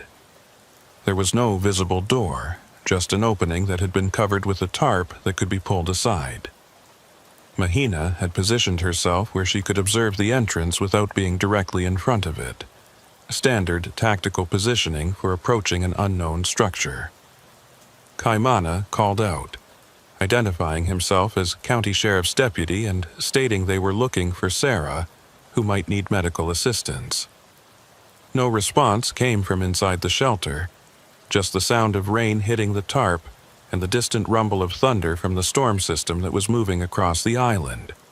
He called out again, this time louder, emphasizing that they were there to help and that if someone was inside and needed assistance, they should make some kind of sound or signal. Still nothing, which left them with the decision of whether to enter the structure without knowing what they might find inside. Lieutenant Kapul's voice came over the radio, asking for a status update. Kaimana reported their location and the situation with the shelter, and asked for guidance on how to proceed. The lieutenant stated she was going to start heading down to their position herself, but in the meantime, they had exigent circumstances based on the medical emergency aspect of the case, which justified entering the structure to search for someone who might be injured or incapacitated inside. She reminded them to be careful and to document everything they saw, because, depending on what they found, this could become a complex legal situation very quickly. Mahina pulled out her flashlight and nodded to Kaimana, indicating she was ready to proceed. Kaimana drew his service weapon, not because he expected a threat, but because basic officer safety protocols required it when entering an unknown structure. He used his free hand to pull aside the tarp covering the entrance, and Mahina immediately swept the interior with her flashlight beam. What the light revealed made both of them freeze for a moment, as they processed what they were seeing. The shelter's interior was much larger than the exterior suggested, extending back into what must have been a natural lava tube or cave that had been modified and expanded. The front section had been set up as a living space with a cot, some storage containers, and a small camping stove. But the back section was something else entirely. There were metal shelving units holding what appeared to be medical equipment, including IV stands, monitoring devices, and a small refrigeration unit running off a portable generator. On one of the shelves were rows of vials containing clear liquid, each carefully labeled with dates and codes that meant nothing to Kaimana. And lying on the cot in the front section, partially covered by a blanket, was a woman who matched the description of Sarah from the rental car documents. Kaimana holstered his weapon and immediately went to check on Sarah, while Mahina covered him and scanned the rest of the space for any threats. Sarah was breathing, but unconscious, her skin pale and cool to the touch. Her pulse was weak but steady, and there were no obvious signs of trauma or injury. What Kaimana did notice were recent injection sites on her arms, multiple small puncture marks that suggested she'd been receiving regular injections of something. Next to the cot was a small medical waste container holding used syringes and empty vials, and a handwritten log that appeared to track injection times and dosages. He immediately radioed Lieutenant Kapule with an update. They'd found Sarah, she was alive but unconscious, and they needed medical evacuation as soon as possible. He also reported that the shelter appeared to be some kind of unauthorized medical facility, and that there was evidence suggesting Sarah had been self-administering some kind of treatment here. The lieutenant acknowledged and stated she was calling for a helicopter evacuation immediately, though the weather might complicate that. In the meantime, she was sending the federal agents down to their location because they might have information about Sarah's medical condition that would be relevant for the paramedics. While they waited, Kaimana began documenting the scene with his phone camera, photographing the medical equipment, the vials, the logbook, and the general layout of the shelter. Mahina was examining the refrigeration unit more closely, and she pointed out that the vials were being kept at a very specific temperature according to the digital display on the unit. Whatever Sarah had been injecting herself with, it required careful storage, which suggested it was probably some kind of biological medication that would degrade if not kept under proper conditions. That level of sophistication went well beyond someone self-medicating with prescription drugs obtained through questionable means. The federal agents arrived about 10 minutes later, slightly out of breath from the difficult climb down from the road. The lead agent took one look at the shelter's interior, and his expression shifted from concerned to something that looked almost like resignation. He stated flatly that this was exactly what he'd been afraid they'd find, and that the situation was now significantly more complicated than a simple missing person case. When Lieutenant Kapule, who'd arrived right behind the agents, demanded an explanation of what that meant, the agent asked if they could have this conversation somewhere other than inside the shelter, preferably back up at the road where they could speak privately. Kaimana volunteered to stay with Sarah and monitor her condition until the evacuation helicopter arrived, which would take at least 30 minutes given the weather and the need to find a safe landing zone near this location. Lieutenant Kapula agreed and directed Park Ranger Mahina Mahalona to assist Kaimana while she went back up to the road with the federal agents to get answers about what they'd stumbled into. Before leaving, the lieutenant pulled Kaimana aside and told him quietly to photograph everything in that shelter, every label on every vial, every page of that logbook, and every piece of equipment. Whatever was happening here, she wanted their own documentation in case the federal people tried to classify or restrict information later. After the lieutenant and the agents left, Kaimana did exactly that, methodically photographing every detail of the shelter while Mahina stayed with Sarah and monitored her vital signs. Sarah's breathing had become slightly more regular, and her skin color was improving, suggesting that whatever had caused her unconsciousness wasn't immediately life-threatening. But she still wasn't waking up, which concerned both of them. Mahina, who had wilderness first responder training through her work as a park ranger, stated that Sarah's symptoms were consistent with either medication overdose or some kind of adverse reaction to whatever she'd been injecting. While examining the logbook more closely, Kaimana noticed something disturbing. The entries went back almost 3 months, with injections recorded every 3 to 4 days like clockwork, but the handwriting changed about halfway through the log. The early entries were neat and precise, while the later entries became increasingly shaky and erratic, with some dates circled and notations in the margins that included things like increased tremors and vision issues and difficulty concentrating.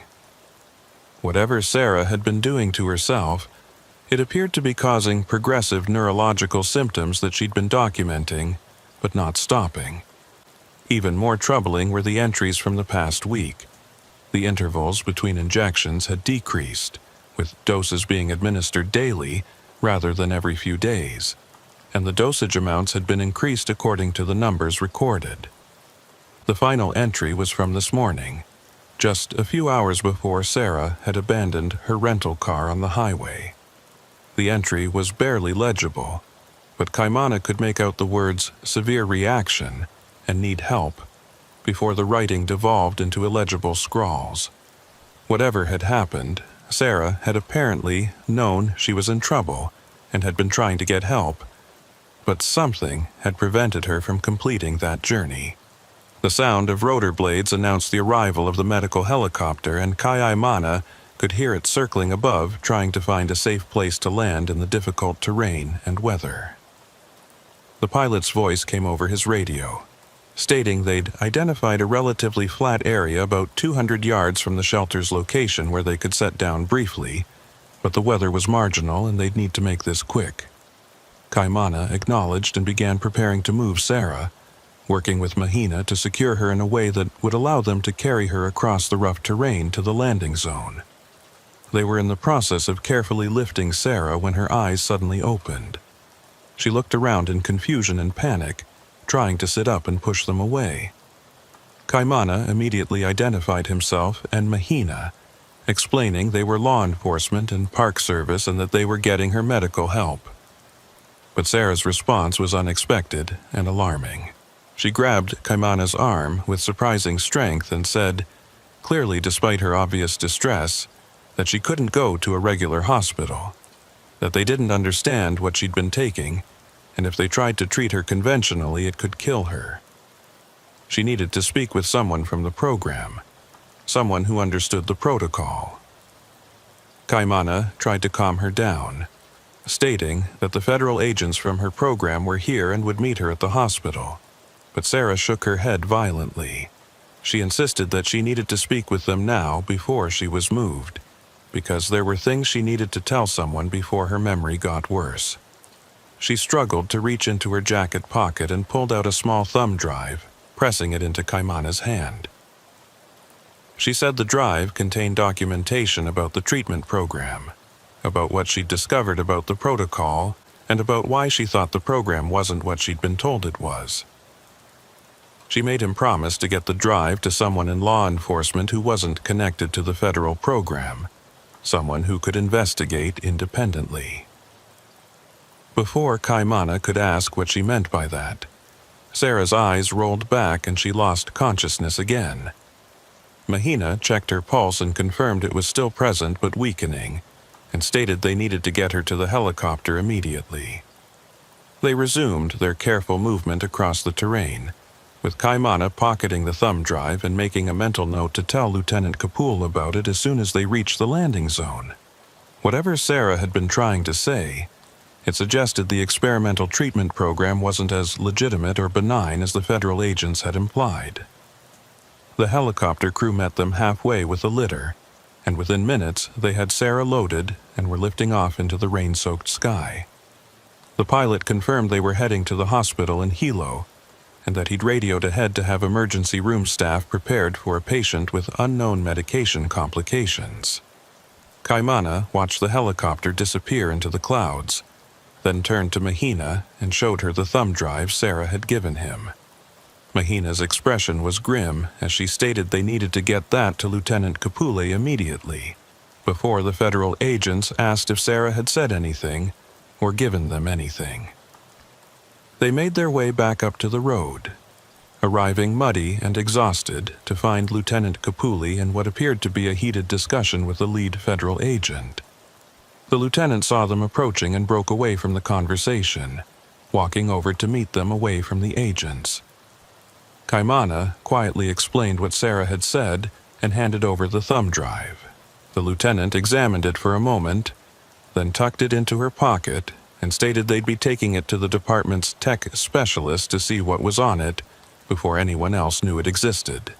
The federal agent tried to approach and ask if Sarah had regained consciousness or said anything, but Lieutenant Kapule cut him off and stated that Sarah had been unconscious throughout the evacuation and they had nothing to report at this time. The agent didn't look convinced, but he also couldn't prove otherwise. So he accepted the statement and stated his team would be coordinating with the hospital to ensure Sarah received appropriate care for her specific medical situation. He also stated that the shelter and all its contents were now part of a federal investigation and would need to be secured and processed by federal personnel. Lieutenant Kapule responded that the shelter was located on state land and had been discovered during a county investigation, which meant it fell under state jurisdiction until a federal court order said otherwise. The agent started to argue, but the lieutenant shut it down, stating she wasn't going to debate jurisdiction on the side of a highway in the rain. If the federal government wanted to assert jurisdiction over the shelter, they could file the appropriate paperwork and she'd review it. Until then, the site was a crime scene under county control and would be processed accordingly. She directed Deputy Kaimana Kahele to remain at the location and secure the scene until evidence technicians could arrive to document and collect everything. The federal agents clearly weren't happy with this decision, but they also didn't have the legal authority to override it, at least not immediately. They got back in their SUV and left, presumably to contact their supervisors and start the process of asserting federal jurisdiction. As soon as they were gone, Lieutenant Kapule gathered Kaimana and Mahina together and spoke quietly. She stated that something about this whole situation felt wrong, and that she wanted them to be extremely careful about who they shared information with until they better understood what they were dealing with. She explained that during her conversation with the federal agents up at the road, they'd claimed the experimental treatment was a legitimate clinical trial approved through special authorization channels. But when she'd pressed for specific details about what agency had granted the authorization and what the treatment was designed to address, the agents had become vague and defensive. They'd cited patient privacy laws and national security considerations, which were standard bureaucratic deflections when federal agencies didn't want to answer questions. But in her experience, legitimate medical research programs were usually happy to explain what they were doing in general terms, even if they couldn't discuss specific patient details. Park Ranger Mahina Mahalona asked the obvious question: what did the lieutenant think was really going on? The lieutenant admitted she didn't know yet, but her working theory was that they were looking at either an unauthorized medical experiment that was being conducted outside proper oversight, or possibly a legitimate program that had gone wrong and was now trying to cover up problems. Either way, Sarah's warning about the program not being what she'd been told suggested there were serious ethical issues at play, and the thumb drive she'd handed over might contain evidence of those issues. The rain was getting heavier, making it clear that processing the shelter site was going to be miserable work, but it was necessary. Lieutenant Kapule called for additional units and evidence technicians, emphasizing this was a priority scene that needed to be documented before weather destroyed evidence or federal agents returned with court orders. She also contacted the department's legal advisor to get guidance on how to handle the jurisdictional dispute with the federal agents, because she fully expected them to return with more aggressive assertions of federal authority once they'd consulted with their supervisors.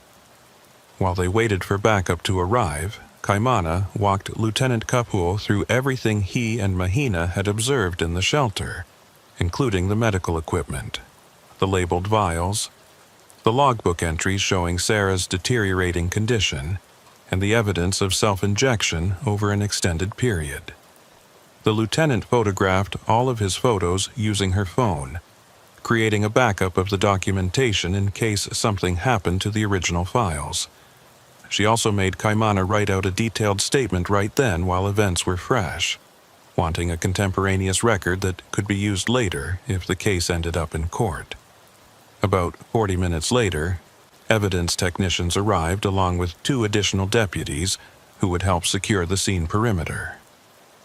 Lieutenant Kapule directed them to document everything in the shelter before removing anything, and to pay particular attention to the vials and the refrigeration unit, since those might contain evidence of what substance Sarah had been injecting. She also instructed them to photograph all serial numbers on equipment, in case they needed to trace where the items had been purchased, or who had set up the facility. While the evidence team worked, Kaimana received a call on his cell phone from ER nurse Leilani Kalama at the Hilo Hospital. Leilani was a friend from high school who'd become a nurse, and she was calling because she'd been assigned to Sarah's case when she arrived.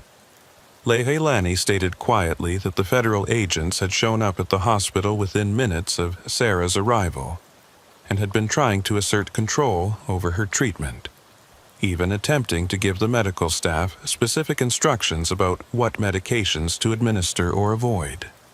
The ER doctor had pushed back, stating that he wasn't taking medical orders from non-medical personnel, but the situation had gotten tense, and Leilani thought law enforcement should know that federal agents were interfering with patient care. Kaimana thanked her for the heads-up and immediately relayed this information to Lieutenant Kapule. The lieutenant's expression darkened as she processed this news. She stated this confirmed her suspicions that something was seriously wrong with this supposed clinical trial, because legitimate medical researchers didn't show up at emergency rooms trying to dictate treatment for study participants. That kind of behavior suggested people trying to control information or prevent medical staff from discovering something about what Sarah had been taking. The lieutenant made a decision.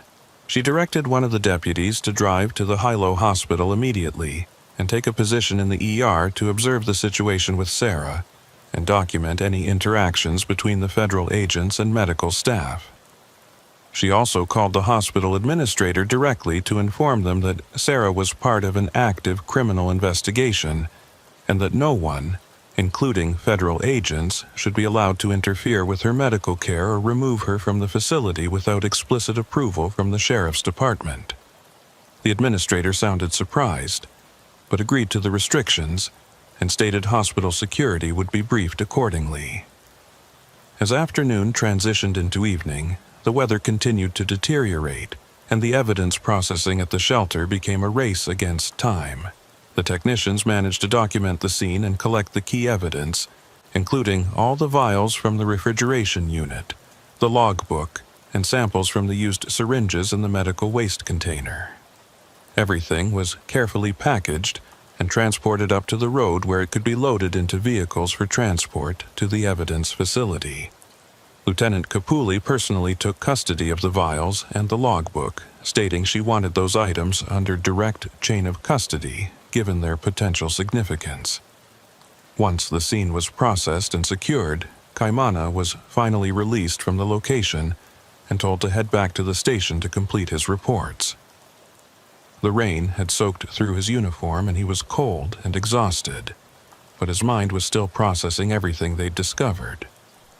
He kept thinking about Sarah's warning, about the program not being what she'd been told, and about her insistence that trying to treat her conventionally could be dangerous.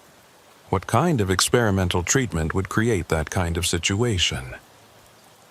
Back at the station, Lieutenant Kapuli called Kaimana into her office and closed the door.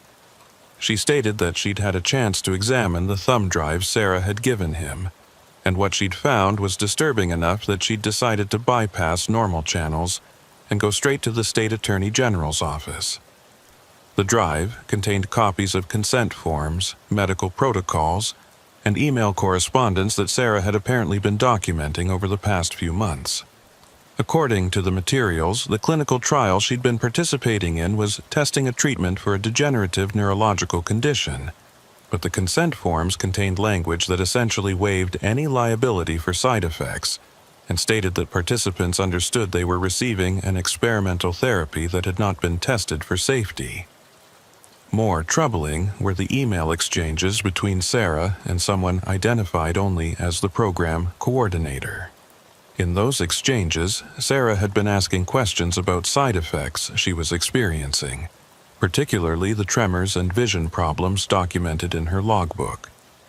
The coordinator's responses had been dismissive, stating that minor side effects were expected and that discontinuing treatment would result in rapid progression of her underlying condition. But what really caught the lieutenant's attention was an email from 2 weeks ago where Sarah stated she'd done some research on the medication codes from the vials and couldn't find any record of them in FDA databases or scientific literature. She'd asked directly whether the treatment was approved, and the coordinator's response had been vague and defensive. Lieutenant Kapul stated that based on this evidence, she believed they were looking at an unauthorized human medical experiment being conducted without proper oversight or safety protocols. The federal agent's involvement suggested there might be some government connection, or possibly a legitimate program that had gone rogue. But either way, people were being given experimental treatments that might be harmful and they weren't getting accurate information about the risks. Sarah's deteriorating condition documented in her logbook supported the conclusion that the treatment was causing significant harm. The question now was what to do with this information. If they went public or filed formal charges, the federal government would likely assert jurisdiction and classify the whole thing, potentially burying evidence and preventing accountability. But if they didn't act, there might be other people like Sarah participating in this program and being harmed. The lieutenant stated she was consulting with the Attorney General's office and with the State Health Department to determine the best approach. But in the meantime, they needed to keep investigating quietly and documenting everything they found. Over the following week, bits and pieces of information emerged that helped fill in the picture. The hospital in Hilo reported that Sarah's condition had stabilized once they'd flushed the unknown substance from her system, but she was experiencing significant neurological symptoms that the doctors were struggling to treat without knowing exactly what she'd been taking. Laboratory analysis of the vials from the shelter came back with disturbing results. The substance was a synthetic compound that didn't match any approved medication, and preliminary testing suggested it had both neurostimulant and neurotoxic properties that could explain Sarah's symptoms. Deputy Kaimana Kahele had been checking in regularly with ER nurse Leilani Kalama to get updates on Sarah's condition. Leilani reported that Sarah had periods of lucidity where she could communicate, but also periods of confusion and memory loss that were getting worse rather than better. During one lucid period, Sarah had told Leilani that there were at least 6 other people she knew of who were participating in the same treatment program. All of them patients with serious medical conditions who'd been recruited through online forums and support groups for people with rare diseases. Sarah didn't know most of their real names, just screen names and general locations, but she was worried about them and wanted law enforcement to try to find them and warn them.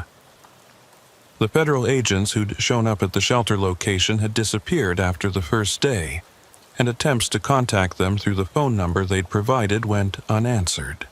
The identification they'd shown Lieutenant Kapuli had been real, according to federal law enforcement databases, but when the department tried to reach out to the agency those agents supposedly worked for, they were told no such investigation was active and no agents had been dispatched to Hawaii. That suggested either the agents were operating without official authorization, or more likely, that their agency was denying involvement to avoid accountability. Lieutenant Kapuli convened another meeting with Kaimana and Park Ranger Mahina Mahelona to discuss where the investigation stood. She stated that the Attorney General's office was building a case for unauthorized medical experimentation and fraud, but they were facing significant obstacles, including federal government stonewalling and the difficulty of identifying other victims who might have been harmed. The shelter site had been documented and dismantled, but they hadn't found any direct evidence of who had set it up or who was funding and organizing the program. The financial trail had dead-ended at shell companies and offshore accounts that would take months or years to untangle. What troubled the lieutenant most was the possibility that this wasn't an isolated incident. If someone had set up one unauthorized treatment site in rural Hawaii, they might have established others in different locations where oversight was limited, and desperate patients could be recruited to participate in dangerous experiments. The fact that Sarah had found the program through online forums suggested there was a sophisticated recruiting operation happening, targeting vulnerable people who were willing to take risks because conventional medicine had failed them. The investigation was going to continue, but it had effectively hit a wall. Without cooperation from the federal agents or the program organizers, and without being able to identify and interview other participants, they were left with one victim, one illegal facility, and a lot of unanswered questions about who was responsible and why. The Attorney General's office was considering various legal strategies, including filing civil charges that might force information disclosure through discovery processes, but that would take time and might ultimately be blocked by federal courts claiming jurisdiction. 3 weeks after finding the shelter, Deputy Kaimana Kahele drove back to the location where Sarah's rental car had been discovered. The vehicle had long since been towed and returned to the rental company, and the shoulder of the road looked like any other empty stretch of highway. But Kaimana knew that just a quarter-mile down that rocky slope, there had been a secret medical facility where someone had been conducting unauthorized experiments on desperate people.